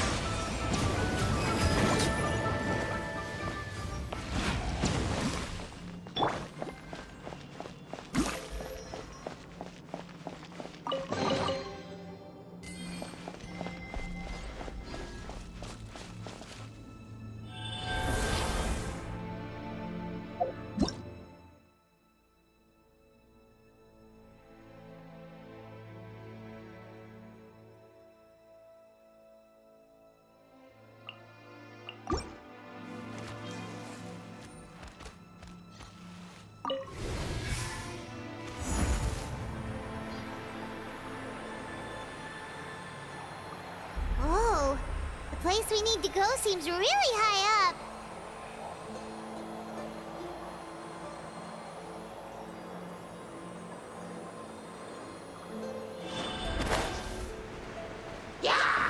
Access denied. Bow your head.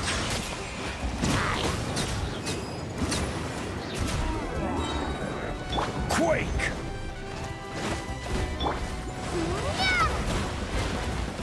Born of ice and frost, for Rex Lapis.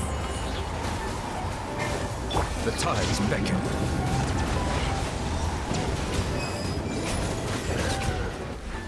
Settle down.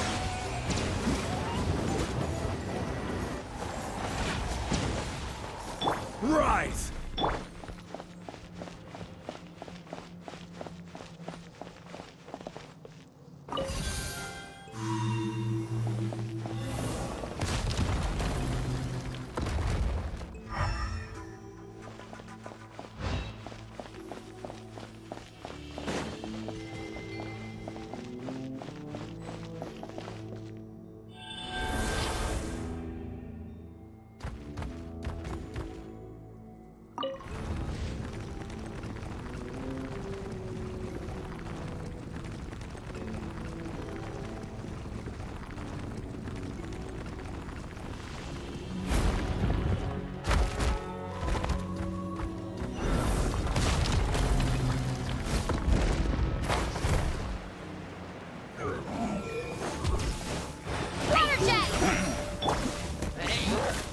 Solidify! No touching! Silence!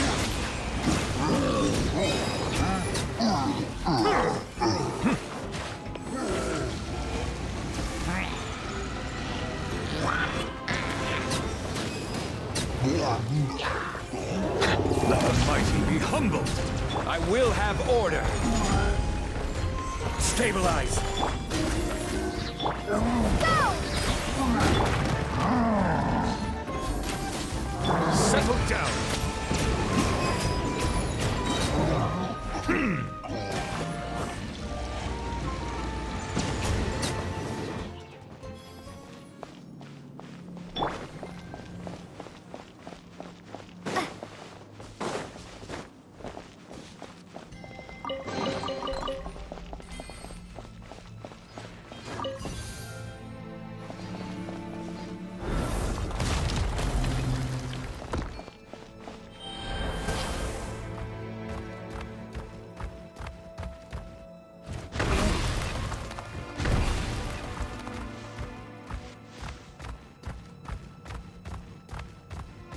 This is the final stretch. We just need to climb up, and we'll be there. Nothing to it. Easy for you to say.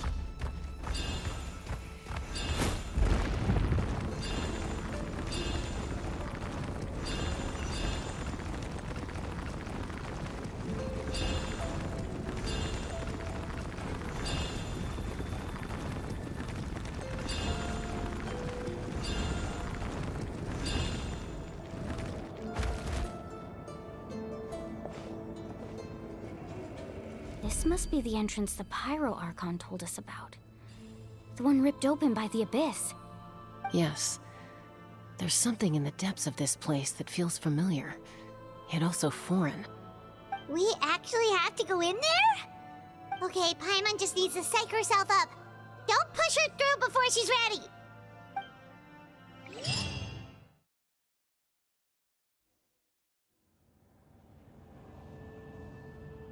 Hey! You don't have to drag Paimon! You're pulling too hard!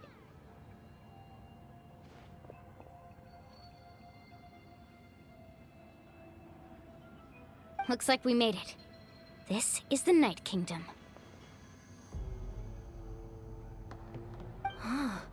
It looks so different from what I imagined in the stories.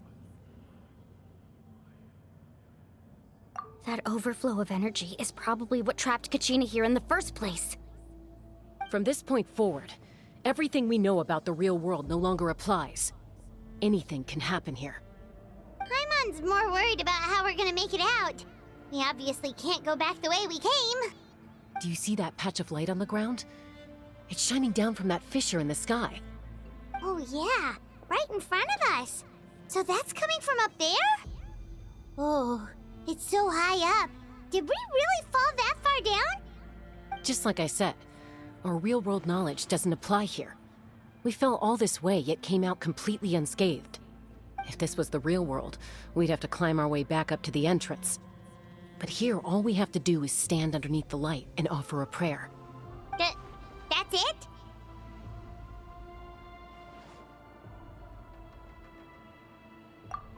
Right. We still got a job to do. So that means all we need to do is find Kachina and bring her to this location. Exactly. This light is streaming in from the real world. It's a link between the two realms. The terrain looks difficult to navigate, and the visibility's not great either. How are we supposed to find Kachina in these conditions? Yeah, these floating black things don't look super friendly either. Those are all manifestations of abyssal power. Be careful. Ghost! Attacking ghost! Calm down, I'm here to help. You're the ones who helped Vichama, right? Yes, I'm Vichama's friend, Malko. I was completely lost to this realm until I sensed a mysterious power calling out to me. It's like it was seeking me out, attempting to reassemble the pieces of who I used to be. Of course, it could only do so much. I'm sorry I can only appear before you in this imperfect form. No, we should be the ones apologizing. If the Spirit Speaker's stone hadn't become corrupted by the Abyss, we could have done much more. But we had to destroy it. Otherwise, Vichama and his tribe would have been in danger. Of course. Thank you for protecting him. I never imagined that, even after all these years, he'd still take such a risk for me. Under the power of the stone, it felt like our souls were connected. Turns out even our regrets were exactly the same. Whether in triumph or death, you want your best friend by your side. Exactly. That may not be in the cards for us, but it's not too late for you. You're looking for a young girl from the Children of Echoes, right? She's being chased by an embodiment of abyssal power. I'd like to help her while I'm still in this form, so follow me. Be careful. This place has been severely corroded by the Abyss.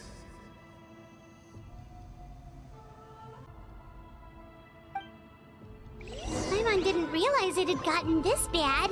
It's like a seething volcano ready to engulf our world at any moment.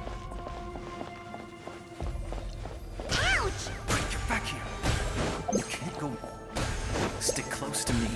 My power will be able to ward off attacks for the time being.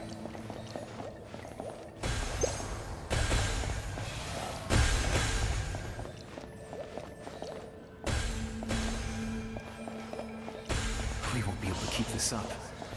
Let's try another route. This way.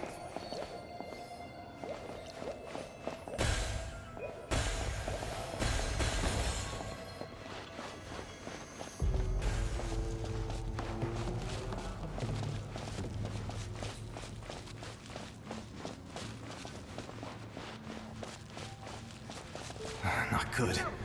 More monsters. We shouldn't waste our time on them.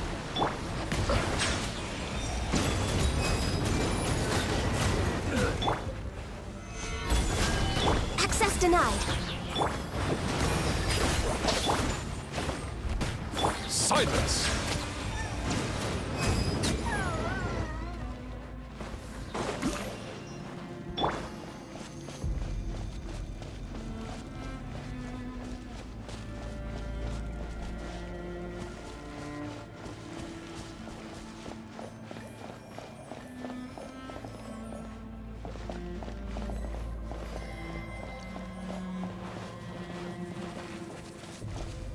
Oh, Paimon can't see anything! It's easy to get lost here. Just stick close.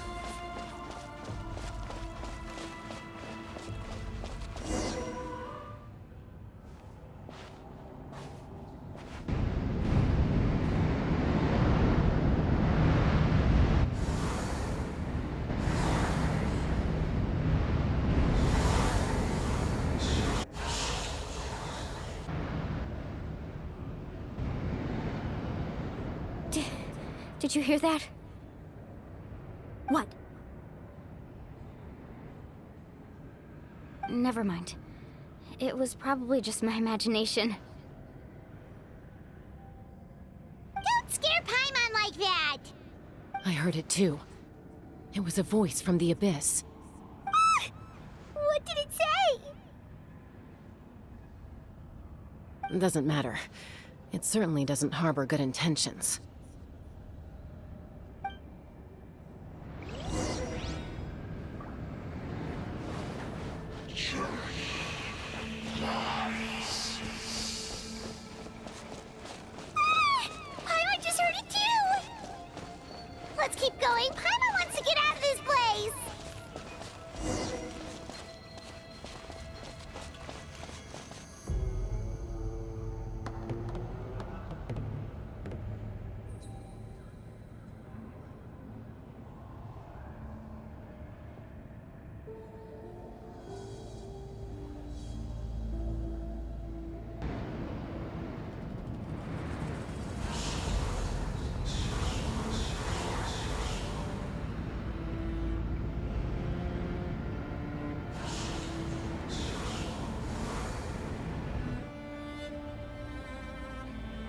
here, Kachina! Malani? You made it! Looks like our reunion will have to wait until we take care of these monsters. Good idea. Let's go!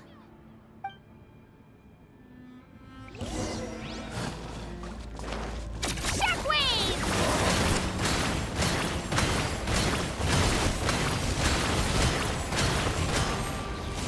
Born of ice and frost, all hail!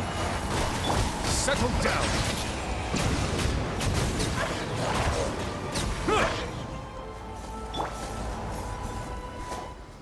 You're here! You're finally here! Thank you so much! That monster can appear from anywhere. It almost caught me a bunch of times. The Wyap's power helped keep me hidden, so I just tried to stay out of sight until you got here. Atta girl. You did so well. And most importantly, you weren't hurt. Should we start heading back then? Actually, I have a request. Will you come visit the Wyap with me?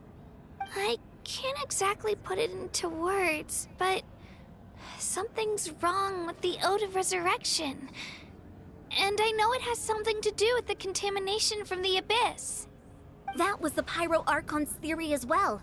Everything we've seen here certainly seems to back it up.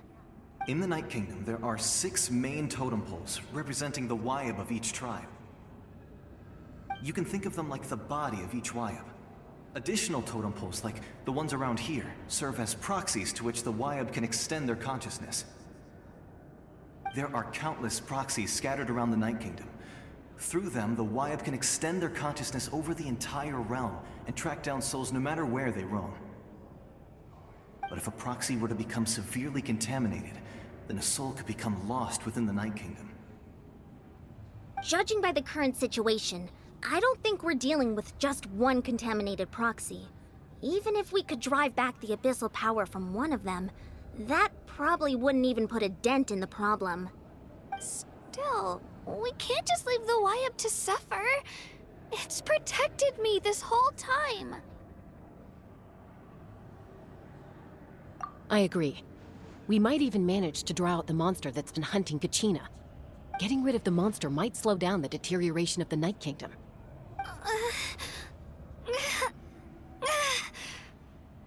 Kachina?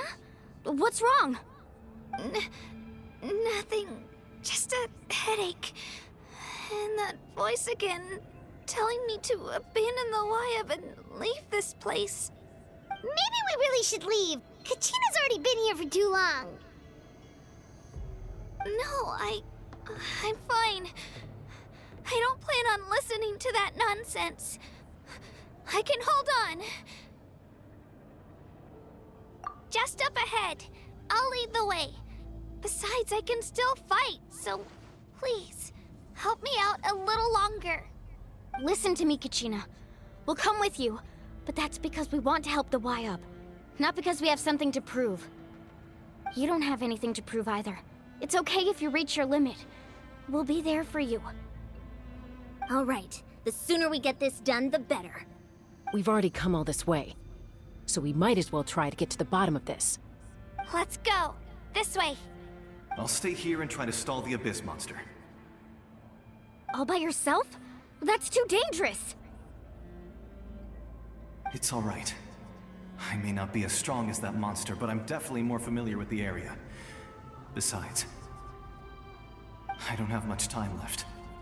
If you're anything like my friend, I'm sure you're not particularly fond of goodbyes. So go. Achieve your goal, and return to the world where you belong. Thank you for everything. You're a true hero. Thank you. No one fights alone.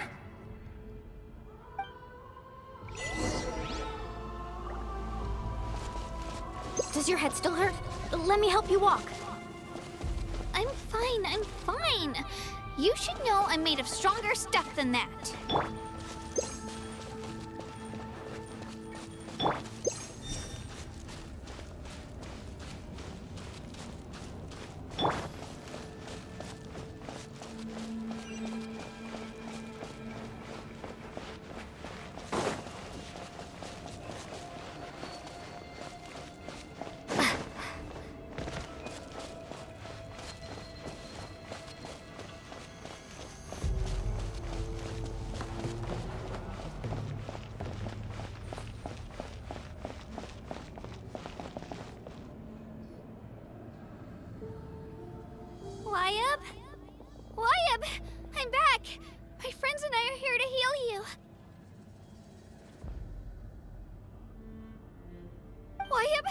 Can you hear me? Wyatt?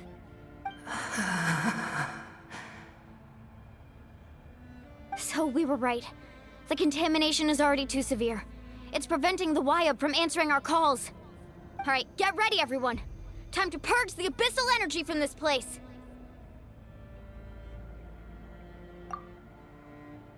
Careful. We've got company. Already? You really think that puny soul could slow me down?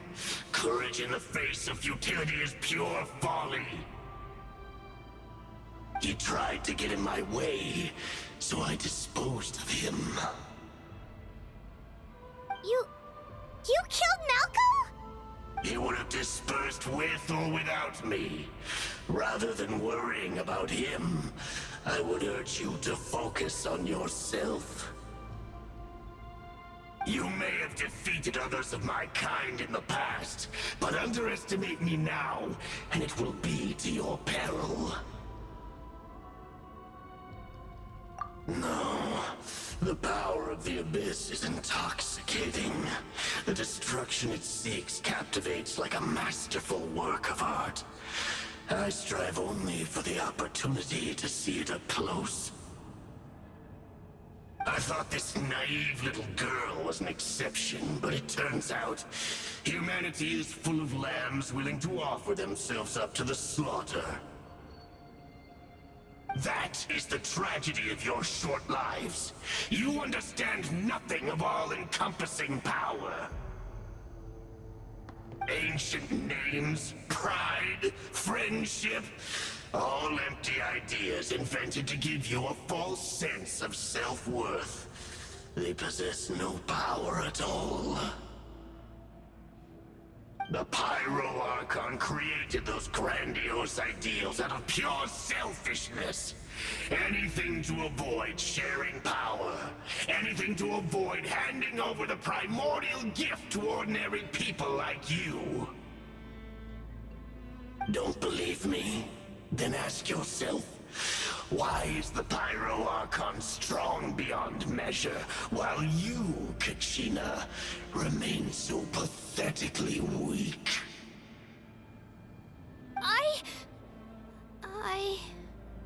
Kachina! Give me your hand.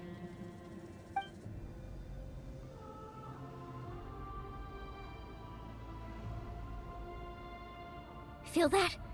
I'm right here next to you. Thanks, Moalani. You're right. I have nothing to fear. Because I'm not alone anymore. You're right. Maybe comforting ideals don't have any power. But you also couldn't be more wrong. You've never had to work for your own strength, so you will never understand the true source of our power. What? The courage we have to stand before you and not back down? It comes from our friendship. The power lies not in the ideal itself, but in our commitment to upholding that ideal, and in our decision to stand together and fight! Well said! Let's go, Kachina. It shouldn't take more than 2 of us to handle an enemy like this. Sorry in advance, but you deserve what's coming to you! There aren't many in Natlan who can beat us when we're together. It's time he got a taste of that kind of power. From the ashes to this world!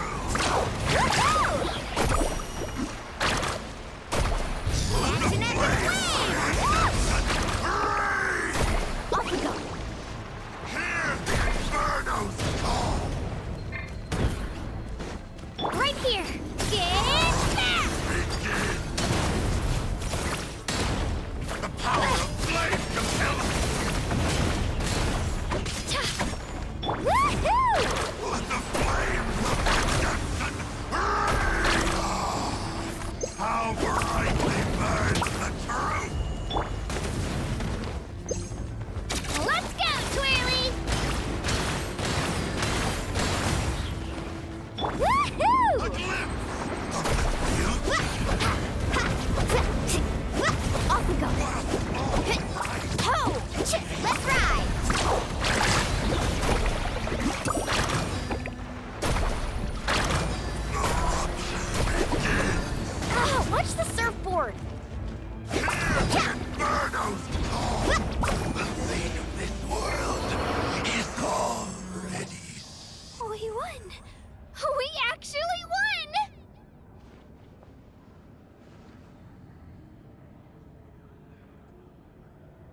That's what he gets for underestimating you two.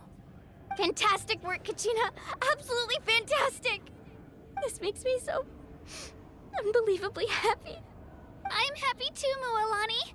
Together we really are unstoppable.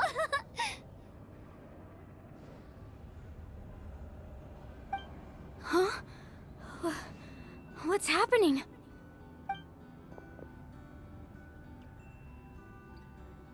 My ancient name is glowing? But I thought I didn't bring it with me. It's probably a projection from the real world, but that doesn't explain why it's glowing all of a sudden.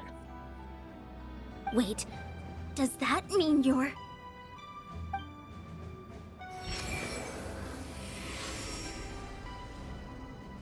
That was a bold move, diving headfirst into the fire to save your friend, especially in a place so overrun with abyssal corruption.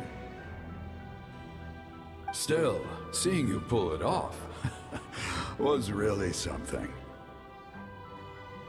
Everything you said was exactly right. As isolated individuals, we stand no chance against the power of the Abyss. It took years' worth of scars and lots of unnecessary suffering for me to understand that for myself. The Pyro Archon's plan will unite us as one. Everyone has a part to play. Only then will we have the power to defeat the strongest of foes. Who are you? Tupac, a warrior from the people of the Springs. I fought against the Abyss during the invasion 500 years ago. I've heard that name before. You were the giant who saved all of Natlan. Since you were able to awaken my words from your ancient name, that means you have fully embodied the aspirations of the Wayub. Under the name Umoja, you shall unite the tribes and save Natlan from its impending doom. Me? As long as blood still runs through your veins, even the tiniest spark of steel against stone can ignite a flame. Its blaze will become one with our vision for Natlan. Even amid everlasting darkness, our bonds remain eternal.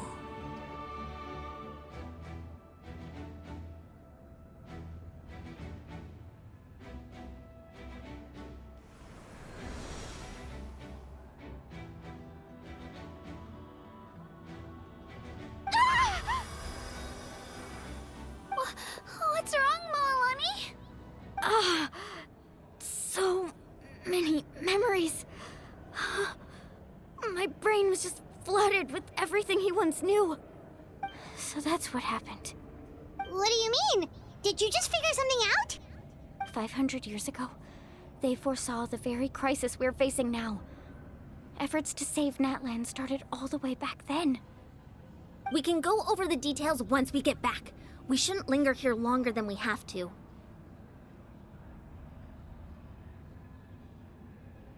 I know bits and pieces, but I had no idea Mualani was also part of the plan. This sounds like something that's going to need a lot of explaining. Let's focus on saving the Wayub first.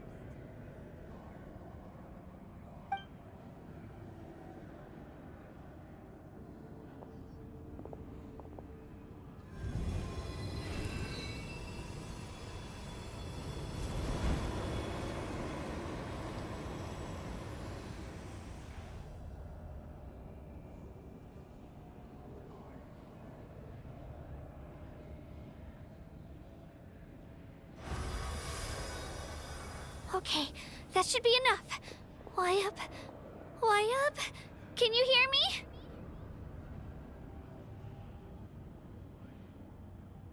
I hear your voice, Kachina, my dear child.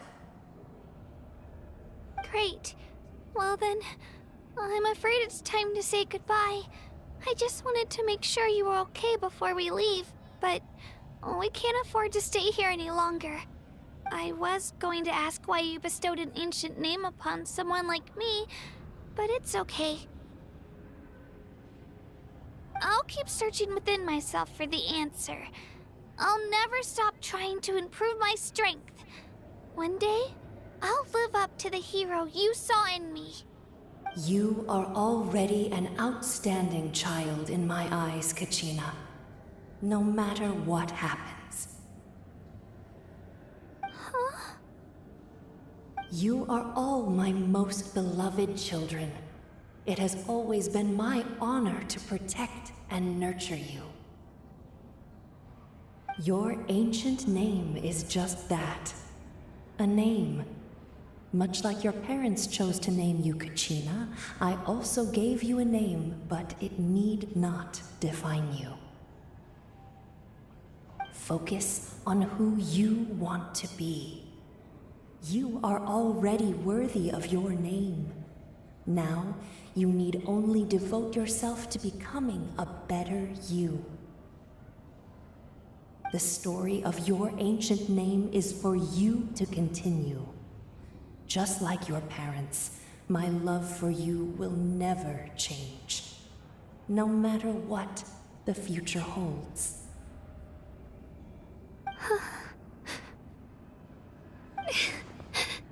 Thank you, Wyatt. It gladdens me to see the Pyro Archon's plan move another step towards completion. But it is time for you to leave this place. The situation here is getting worse. Go now, my children. Save Natlan on behalf of all you hold dear. I know we've never met before, Wyatt, but I just wanted to say thank you for encouraging Kachina. It was exactly what she needed to hear. Whoa! What's going on? An earthquake? We're out of time. It's the power of the Abyss. Quick, we need to run!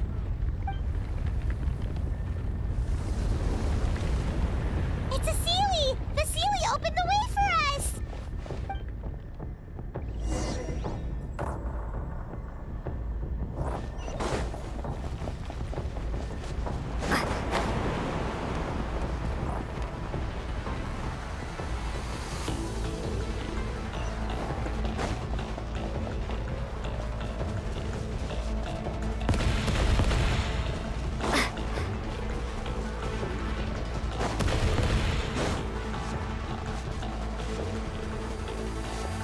The opening in the sky! It's closing! We need to hurry, or we'll be stuck here!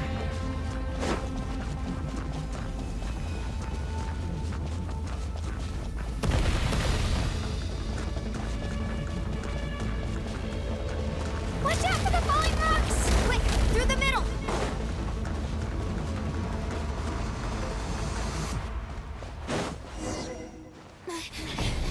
Come on, faster! We'll never make it!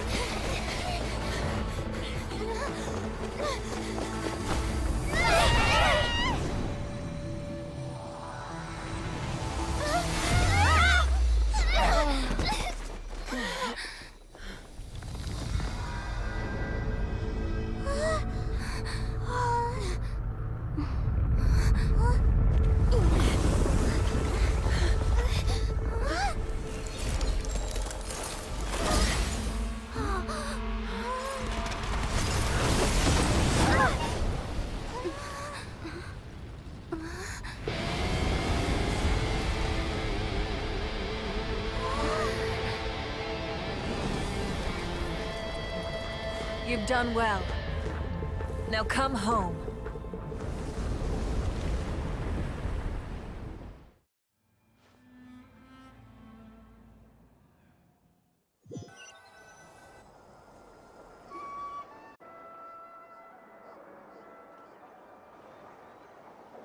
We're back! Pyro Archon saved us. But she's not here.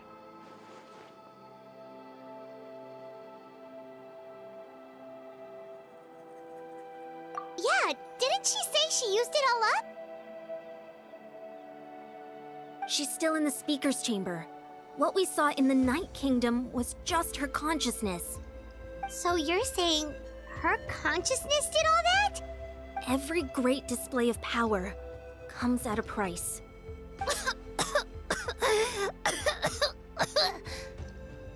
You must feel terrible, Kachina. Just hold on. We'll get you to a doctor soon. Let's get back to the stadium. The Pyro Archon said she'd have a doctor waiting for us. I recommend getting a full checkup, just to make sure no damage gets left behind. Paimon feels okay. What about you, Traveler? Right. You always seem to do pretty well against the Abyss. Let's get going. We need to share what we learned in the Night Kingdom as well. Right. The Wyatt mentioned something about the Pyro Archon's plan. What is it exactly? I'll let her explain everything. We're all a part of the plan now. Every move we make from here on out will decide Natlan's ultimate fate.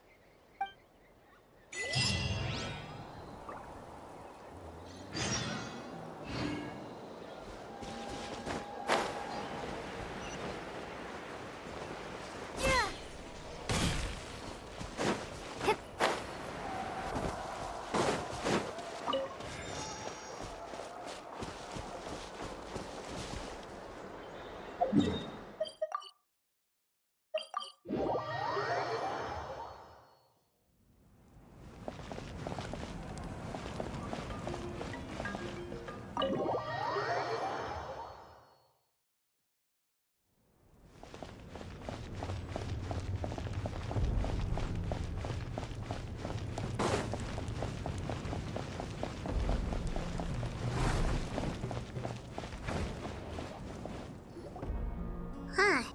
There's a lot less stuff here than before. It's good to see you all here in one piece. I know you must have a lot of questions, but let Koichi check you over first. It's best not to let any lingering effects of the Abyss go untreated. Thank goodness you made it back. I came here as soon as the Pyro Archon told me about your plan. Take a seat, everybody. I'll examine you one by one.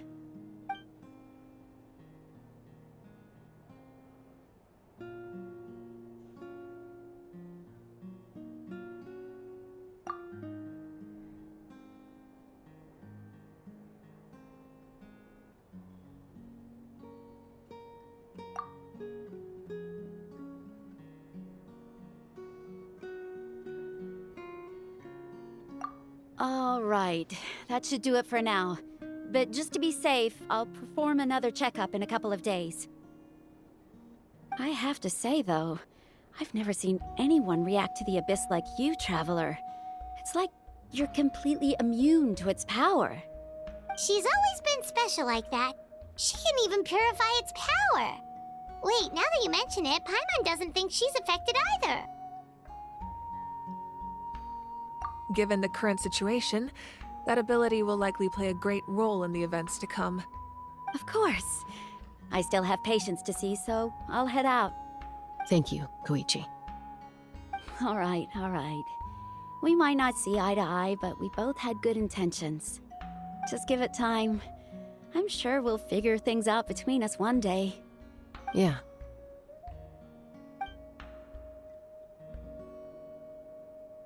All right. There's so much to discuss, I don't even know where to begin. You've seen it for yourselves now. The devastation in the Night Kingdom. I'll get straight to the point.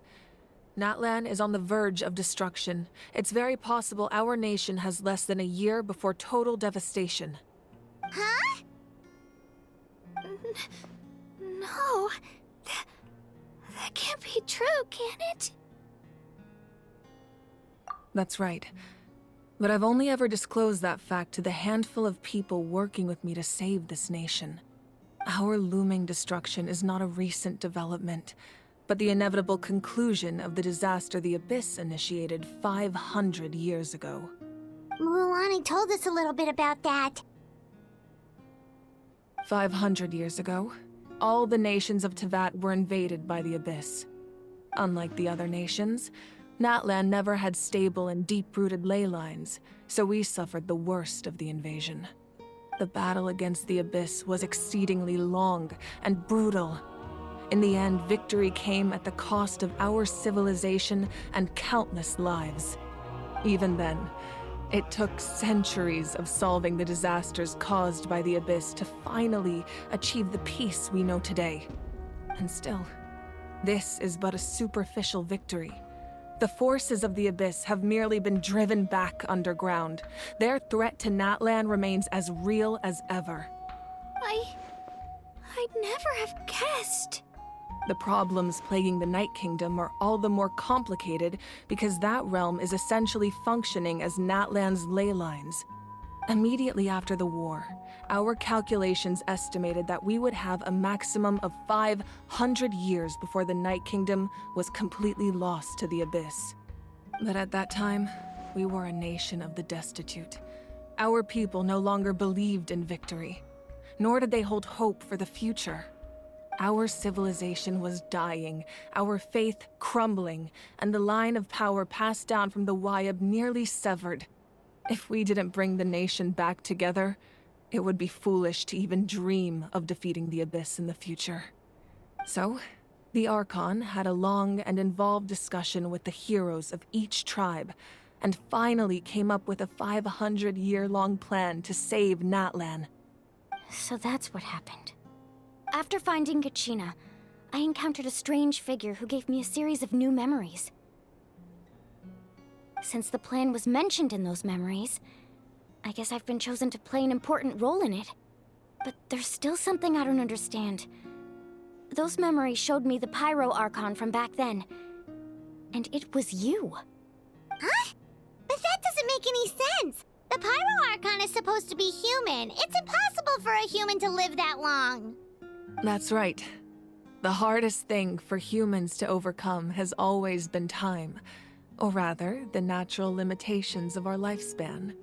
A god can extend a human's life by using a certain amount of divine power, or subjecting them to a curse. But, as we all know, Natlan doesn't have gods like that. We can only rely on our own methods. A human life is like a flame destined to be extinguished. 500 years ago, I placed my life within the sacred flame. Only by dying before my time could I have the chance to wake up again. So, in other words, this is your second life? Yes. We only managed to defeat the Abyss all those years ago because the tribes came together as one. If the Natlan of the future was to have a fighting chance, the Pyro Archons that came after the war had to rebuild the decimated tribes. The goal was to reunite the people and restore the strength of each tribe's Wayab. Once a tribe was back to its full strength, the tribe's Wayab would select a hero, indicating the tribe was once again ready for war. The Chosen would then stand by my side in defense of our nation, just like great heroes of old 500 years ago. So that means I'm one of the Chosen? That's right. You bear the ancient name Umoja, the same one held by the hero from your tribe 500 years ago. It means unity.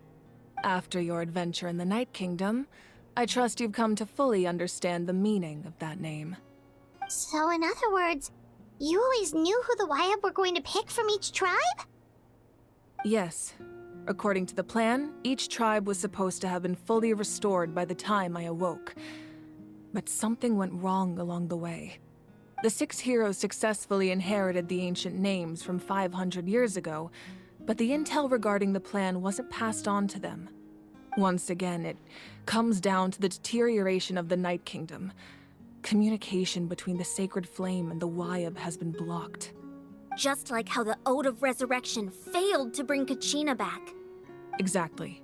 It's just another tactic the Abyss is using against us.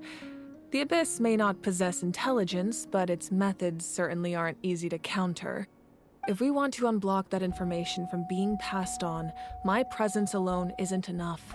The ancient name-bearer must establish a greater connection to their name.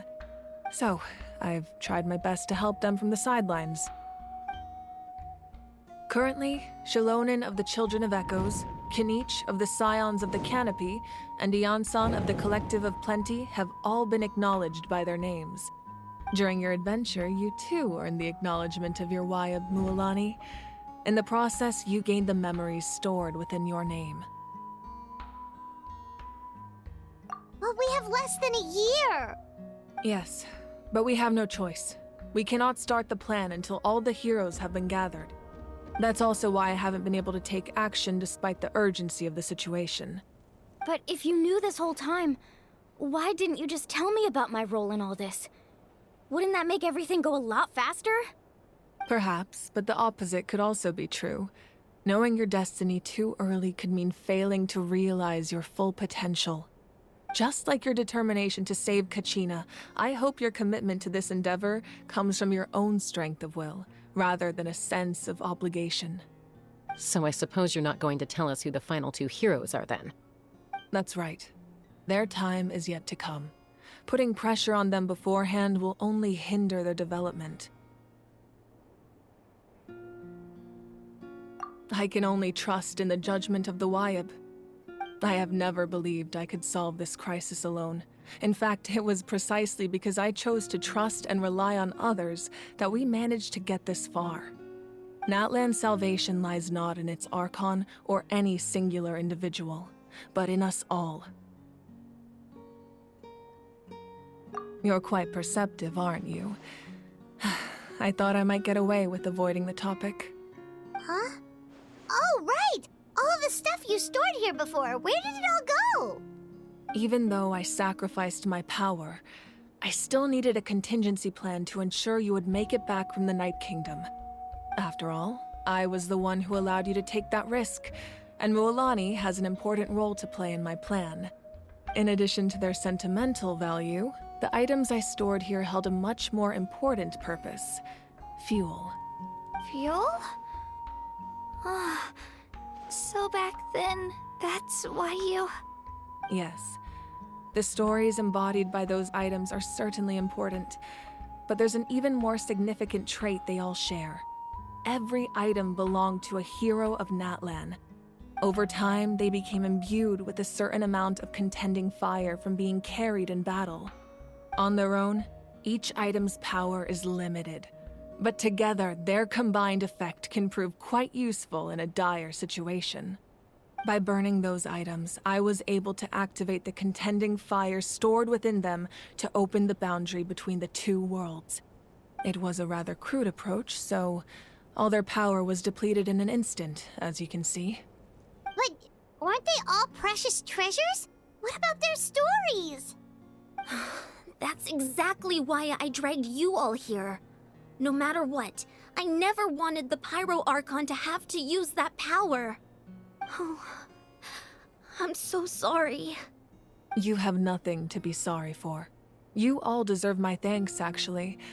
If you hadn't saved the totem pole, that area of the Night Kingdom would have been forever lost to the Abyss. And then, it would only be a matter of time before the Children of Echoes was met with disaster. Besides, when those heroes entrusted their belongings to me, or the Pyro Archon of their time, it was out of a desire to contribute to Natlan's survival. If they knew those items helped save the present-day heroes of Natlan, they would not mourn their loss. Even when you put it that way, I still feel bad. There's no need. Remember what I told you about time? The people and the events of the past are never truly lost to us. We simply carry them with us in a different form. In that sense, we didn't lose anything at all. If you still have regrets, let them fuel your resolve in the battles to come. Your deeds will become new legends and nurture new forms of power just like the items once stored here. Well, we'd still like to return the favor. Well, if that's the case, just treat me to a drink sometime. Now that Kachina has returned, we can finally hold the victory feast and celebrate your team's triumph in the Night Warden Wars. And we could all use the rest, that's for sure. Plus, you'll be able to silence everyone who doubted you once and for all, Kachina. Still, now that I know the danger we're facing, having a victory feast doesn't feel right. Try not to let it get to you. It's important to stay calm. Worrying about it will only affect your judgment. All right. You should head out. I'll join you in a bit.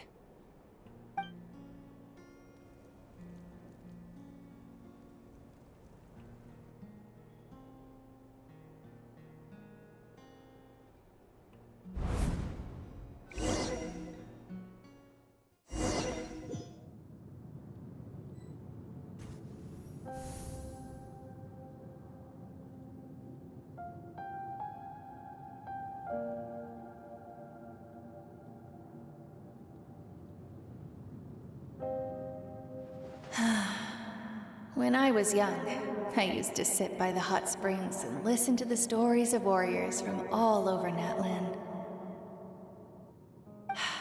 They attract people from all walks of life.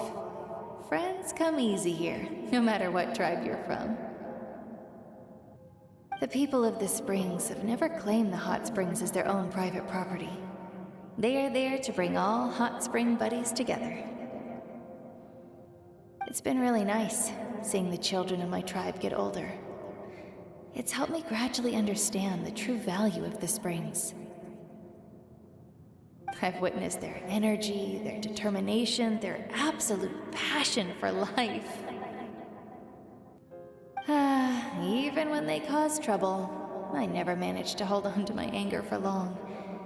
It's unbelievable how quickly they worm their way back into my good graces.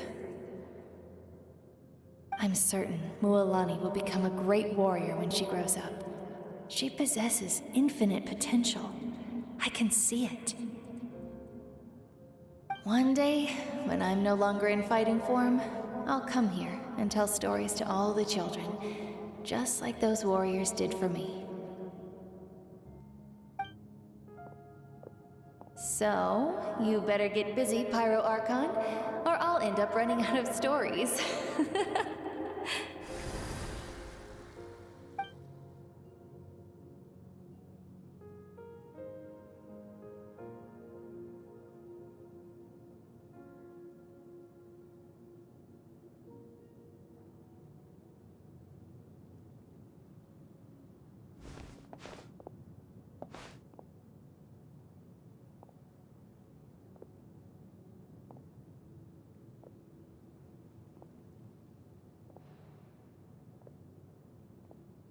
Our nation is engulfed in darkness. Our tribes stand divided, and yet you promise victory in the distant future. The Abyss is a cunning enemy, one that I faced in battle many times. Were that not the case, I would never understand exercising this degree of caution.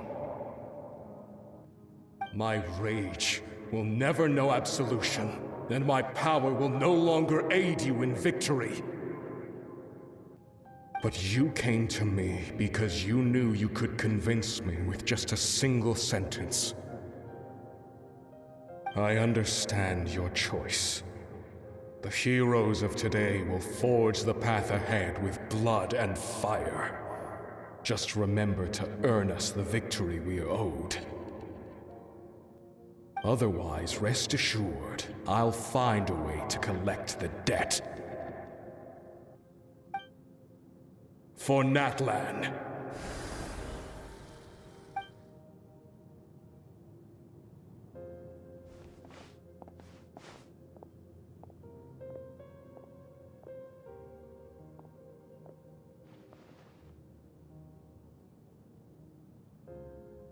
So, you're gonna head 500 years in the future to serve as the Pyro Archon again? But what about the you from right now? You're just gonna die? You can't ask her those questions and expect her to answer, my dear. The decision is hers to make, and she deserves our support. We will do everything we can to rebuild the tribes. Don't you worry. Even across time, we will all do our part to fight for Natlan's future. Yeah, Mom's right. We'll always believe in you, sis. Oh, seriously though, Dad should be here. Where is he? I imagine he didn't know what to say, so he chose not to come at all. Don't take it to heart, my dear.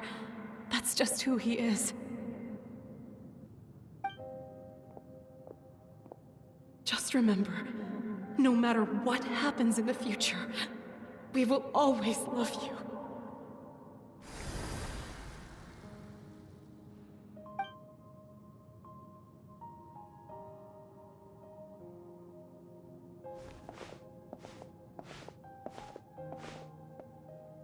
I'll come find you one day.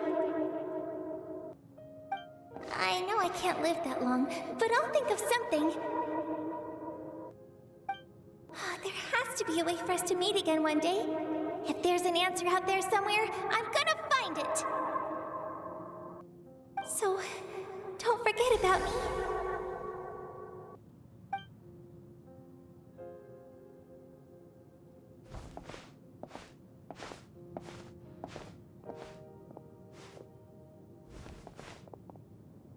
If that's your decision, then you have my full support, Archon.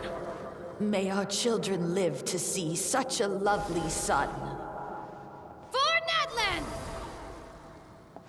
No one fights alone.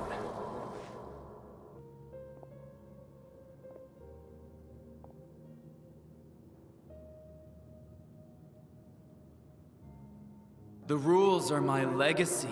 They shall grant us the strength to overcome the next tragedy. War forged the 6 tribes, taught us how to fight, instilled in us what it means to love. Who will be the one to bring this to an end?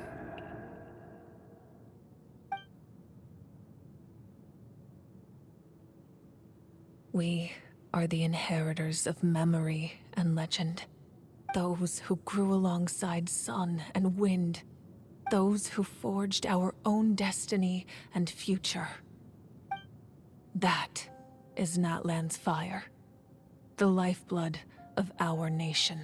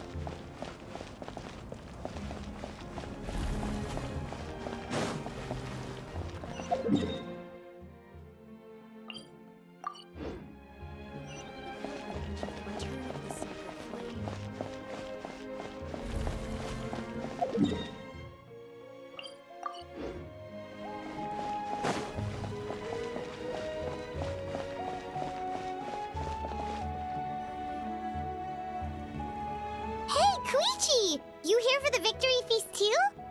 Oh, no. I knew Chaska would be here, so I just came to deliver some medicine. I was about to leave, actually. But it's not that I don't want to celebrate Kachina and the others. I'm so glad she made it back. It's just... well, I'll make things awkward if I'm around my sister right now. Ah, well, you two had a fight, so Paimon can understand. She didn't cause any trouble during your trip, right? Yeah, she was super helpful. She gave us a lot of useful information about the Abyss. That's good. That's all I needed to know. Is there a reason you asked? You were pretty outspoken when we first met, but now it's like you're holding something back.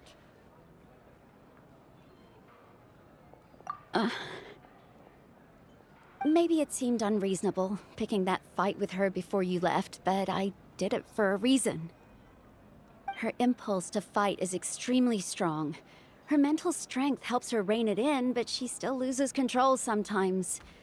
I had no idea what you might face in the Night Kingdom, so I didn't want to take any chances. So what you're saying is...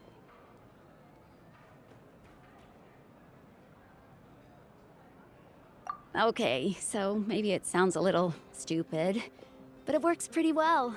It helps her keep her cool for a little while, at least. Anyway, I'm just glad you were able to make it back safe and sound. That's all I wanted.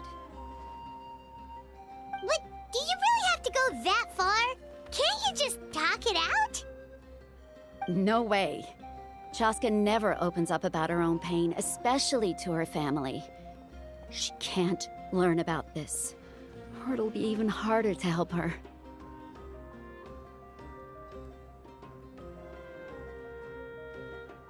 I appreciate the understanding, and don't worry. I'll find a way to help her ease this burden. Anyway, I need to get going. Enjoy the celebration. Oh, and if you ever need a doctor, you know who to find. Huh. Who would have thought there was a deeper reason behind their arguing? In the end, it's all the Abyss's fault. Paimon's had enough of them.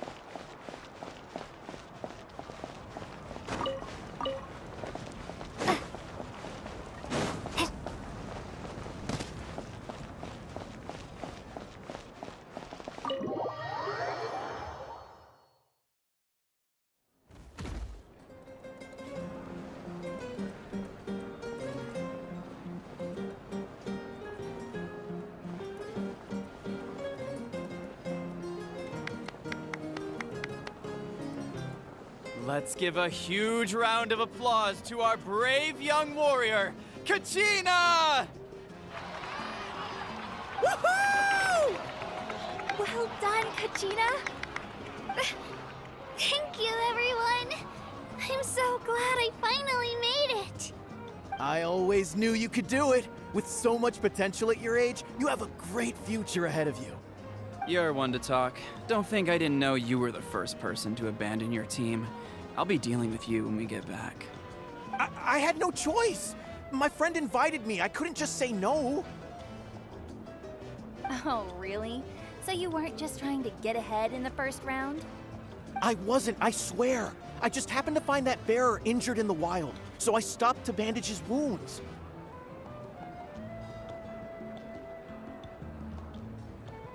When he insisted on repaying the favor, what was I supposed to do? I'm just one person. I figured Kachina would have no trouble replacing me. But the fact of the matter is that after your departure, everyone else started thinking about swapping teams too. I'm really sorry, Kachina. It was wrong of us to abandon you like that.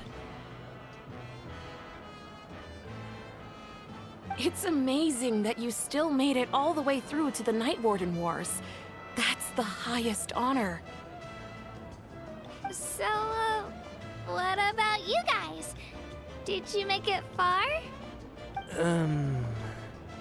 Our team captain drank too much the night before the competition and turned up late to the stadium on the day. We got disqualified.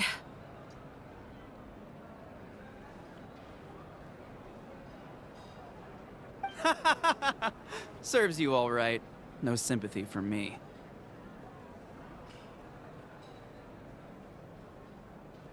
All right. There's no need to be like that, Uncle Pakal.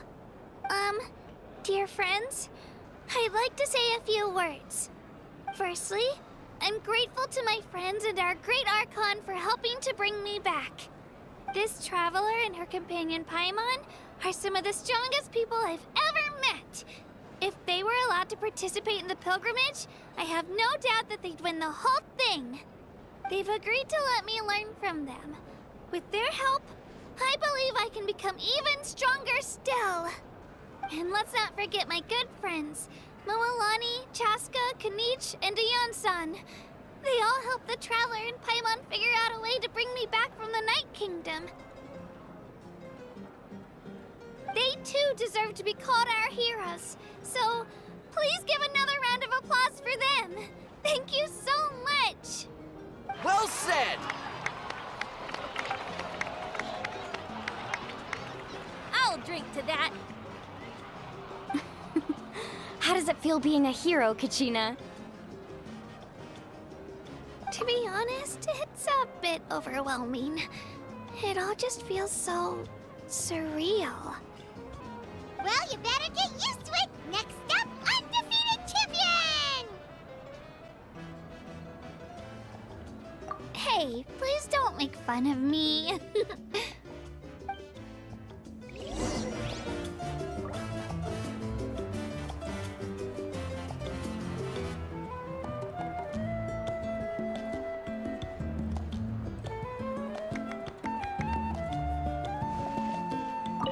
My apologies. I knew more than I let on. Everything comes at a price, and most heroes aren't people who set out to become a hero. If you cling too tightly to your goal, you end up losing things that are far more precious. But in any case, we're now on the same page. I wonder how long before the two final heroes appear. From the Flower Feather Clan and the Masters of the Night Wind.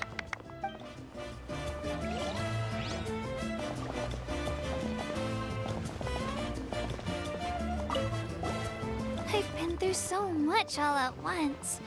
Everything still kind of feels like a dream. Are you still feeling unwell? Nope, all better now. I told you I bounced back pretty quick, so don't worry about me.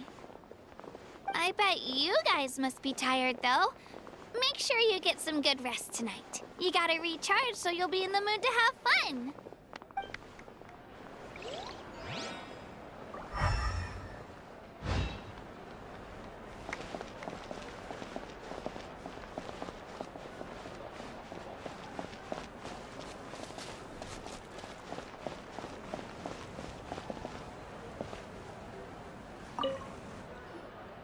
Now, at previous victory feasts, you'd always find me in the crowd singing and dancing. But after what I found out today, it's too much. I'm still trying to process it. It does feel weird seeing you so out of sorts. Is this another pearl of wisdom based on your adventuring experience? Well, Paimon agrees with the Traveler. Everyone's come together to celebrate Kachina's achievements. That's gotta be a first. You're right. Kachina looks really happy. And now I'm being the moody one. Ugh, enough doom and gloom. Time to shake it off.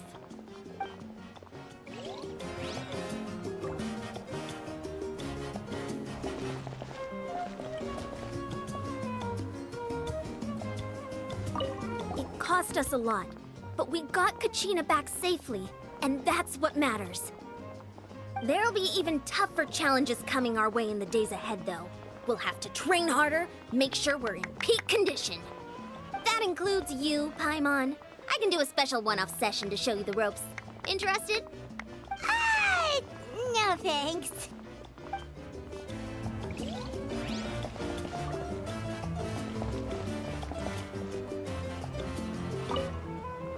All right, Kachina, let's party! I'm a little embarrassed. Don't be. Come on, you're the star of the show today.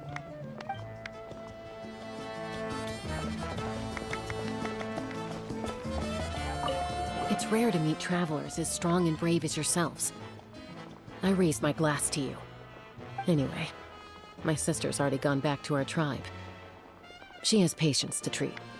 Oh, we actually ran into her on the way here and, well, Paimon just thinks she really cares about you.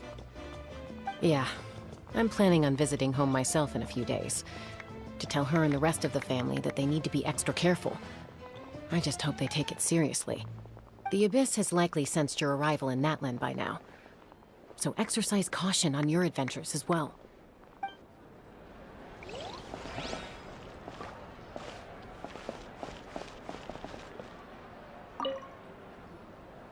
You're here. Have some fruit juice. I got it specially for you two. How did you know? That's Paimon's favorite! You look like you've still got questions. Ask away. Because they had their own lives to live. The thought of telling them, abandon your families and everyone you love, and come with me to the end of time, for in 500 years Natlan will be destroyed, it seemed too cruel. You could just as easily point out that everything in this world would come to an end eventually. But life is short. And beyond a point, it just doesn't seem real. Imagine if I said, let's leave right now, and go save the sun because it'll flame out in a few million years. It would sound quite ridiculous. I couldn't make them shoulder that burden with me. Besides, every generation will have its heroes, this one included. The plan could still work without them. Or, of course, without me. But since I was the one who came up with the plan, I felt duty-bound to see it through to the end. Paimon's suddenly remembering that portrait in your room. Was that your family from back then? Yes, it was. So when you asked me who my sister grew up to be, the truth is that very little information survives. From what I've been able to piece together, I can conclude with a reasonable degree of confidence that she ended up as an architect and artist. She played an instrumental role in rebuilding the scions of the Canopy tribe, designing and building many houses. But of course, none of her buildings are around anymore. Still, it was an impressive achievement, and I'm very proud of her. You feel loss keenly. It seems to stir up feelings of regret in you.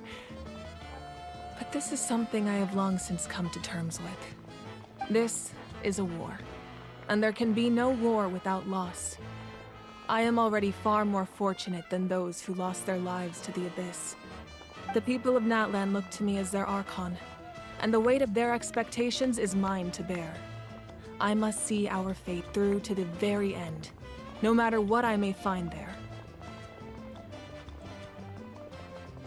Yeah, doesn't that mean the way everything ends has already been written, including your plan? I suppose, but so what? Don't forget, time takes many forms. The past, present, and future coexist, and all are equally important. Even if the future ends in destruction, there's still no reason to give up on the here and now. And it's precisely because we humans cannot know our fate that we will never give up on our struggle. This is a pivotal moment. We are still 2 heroes short. Well, 3 to be precise. There's one further hero who I'm hoping to get on my side, whatever it takes. Your resistance to the corrupting power of the Abyss is truly remarkable. It would easily make you an all-important figure in the upcoming battle. If you agree to join us, you will not only gain my full support in your journey, but I will also forge a brand new ancient name for you. Ancient names can be forged? They can. Several strict conditions must be met, but if they couldn't be forged at all, then the number of them in circulation would have long dwindled to 0. Possessing an ancient name would mean that your adventures in Natlan are recorded in full. Your stories would be remembered by our people for all the years to come. The Ode of Resurrection may have temporarily lost its power, but still, take this as my personal guarantee that I shall never let you fall. Just like in the Night Kingdom, I will be there for you. That is a promise I will fulfill at all costs. This nation always honors its heroes. Yeah, we can't just ignore the situation here. Wonderful. Then I'll reach out to Shilonen right away. She's the one who will forge the name. We've never forged an ancient name for an Outlander before, but I trust she'll find a way.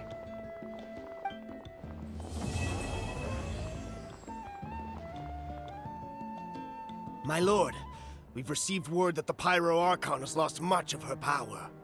Although your injury complicates things, this is most certainly the opportune time to seize the Gnosis. Victory and defeat are rules, not outcomes. I have never taken advantage of an opponent in a time of weakness, and I don't intend to start now. As for you, I must confess, I did not expect that little trick of yours to save the day. No matter how dense the fog, as long as the sun remains, we cannot turn day into night. She could have dispelled it. She simply chose not to. You don't have much time, and you're injured on top of that. What do you plan to do next? I'm beginning to see just how useful you may turn out to be.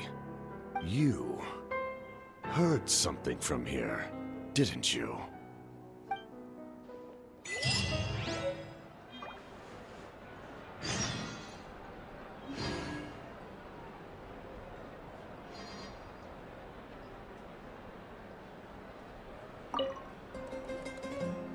Oh, something else you'd like to ask?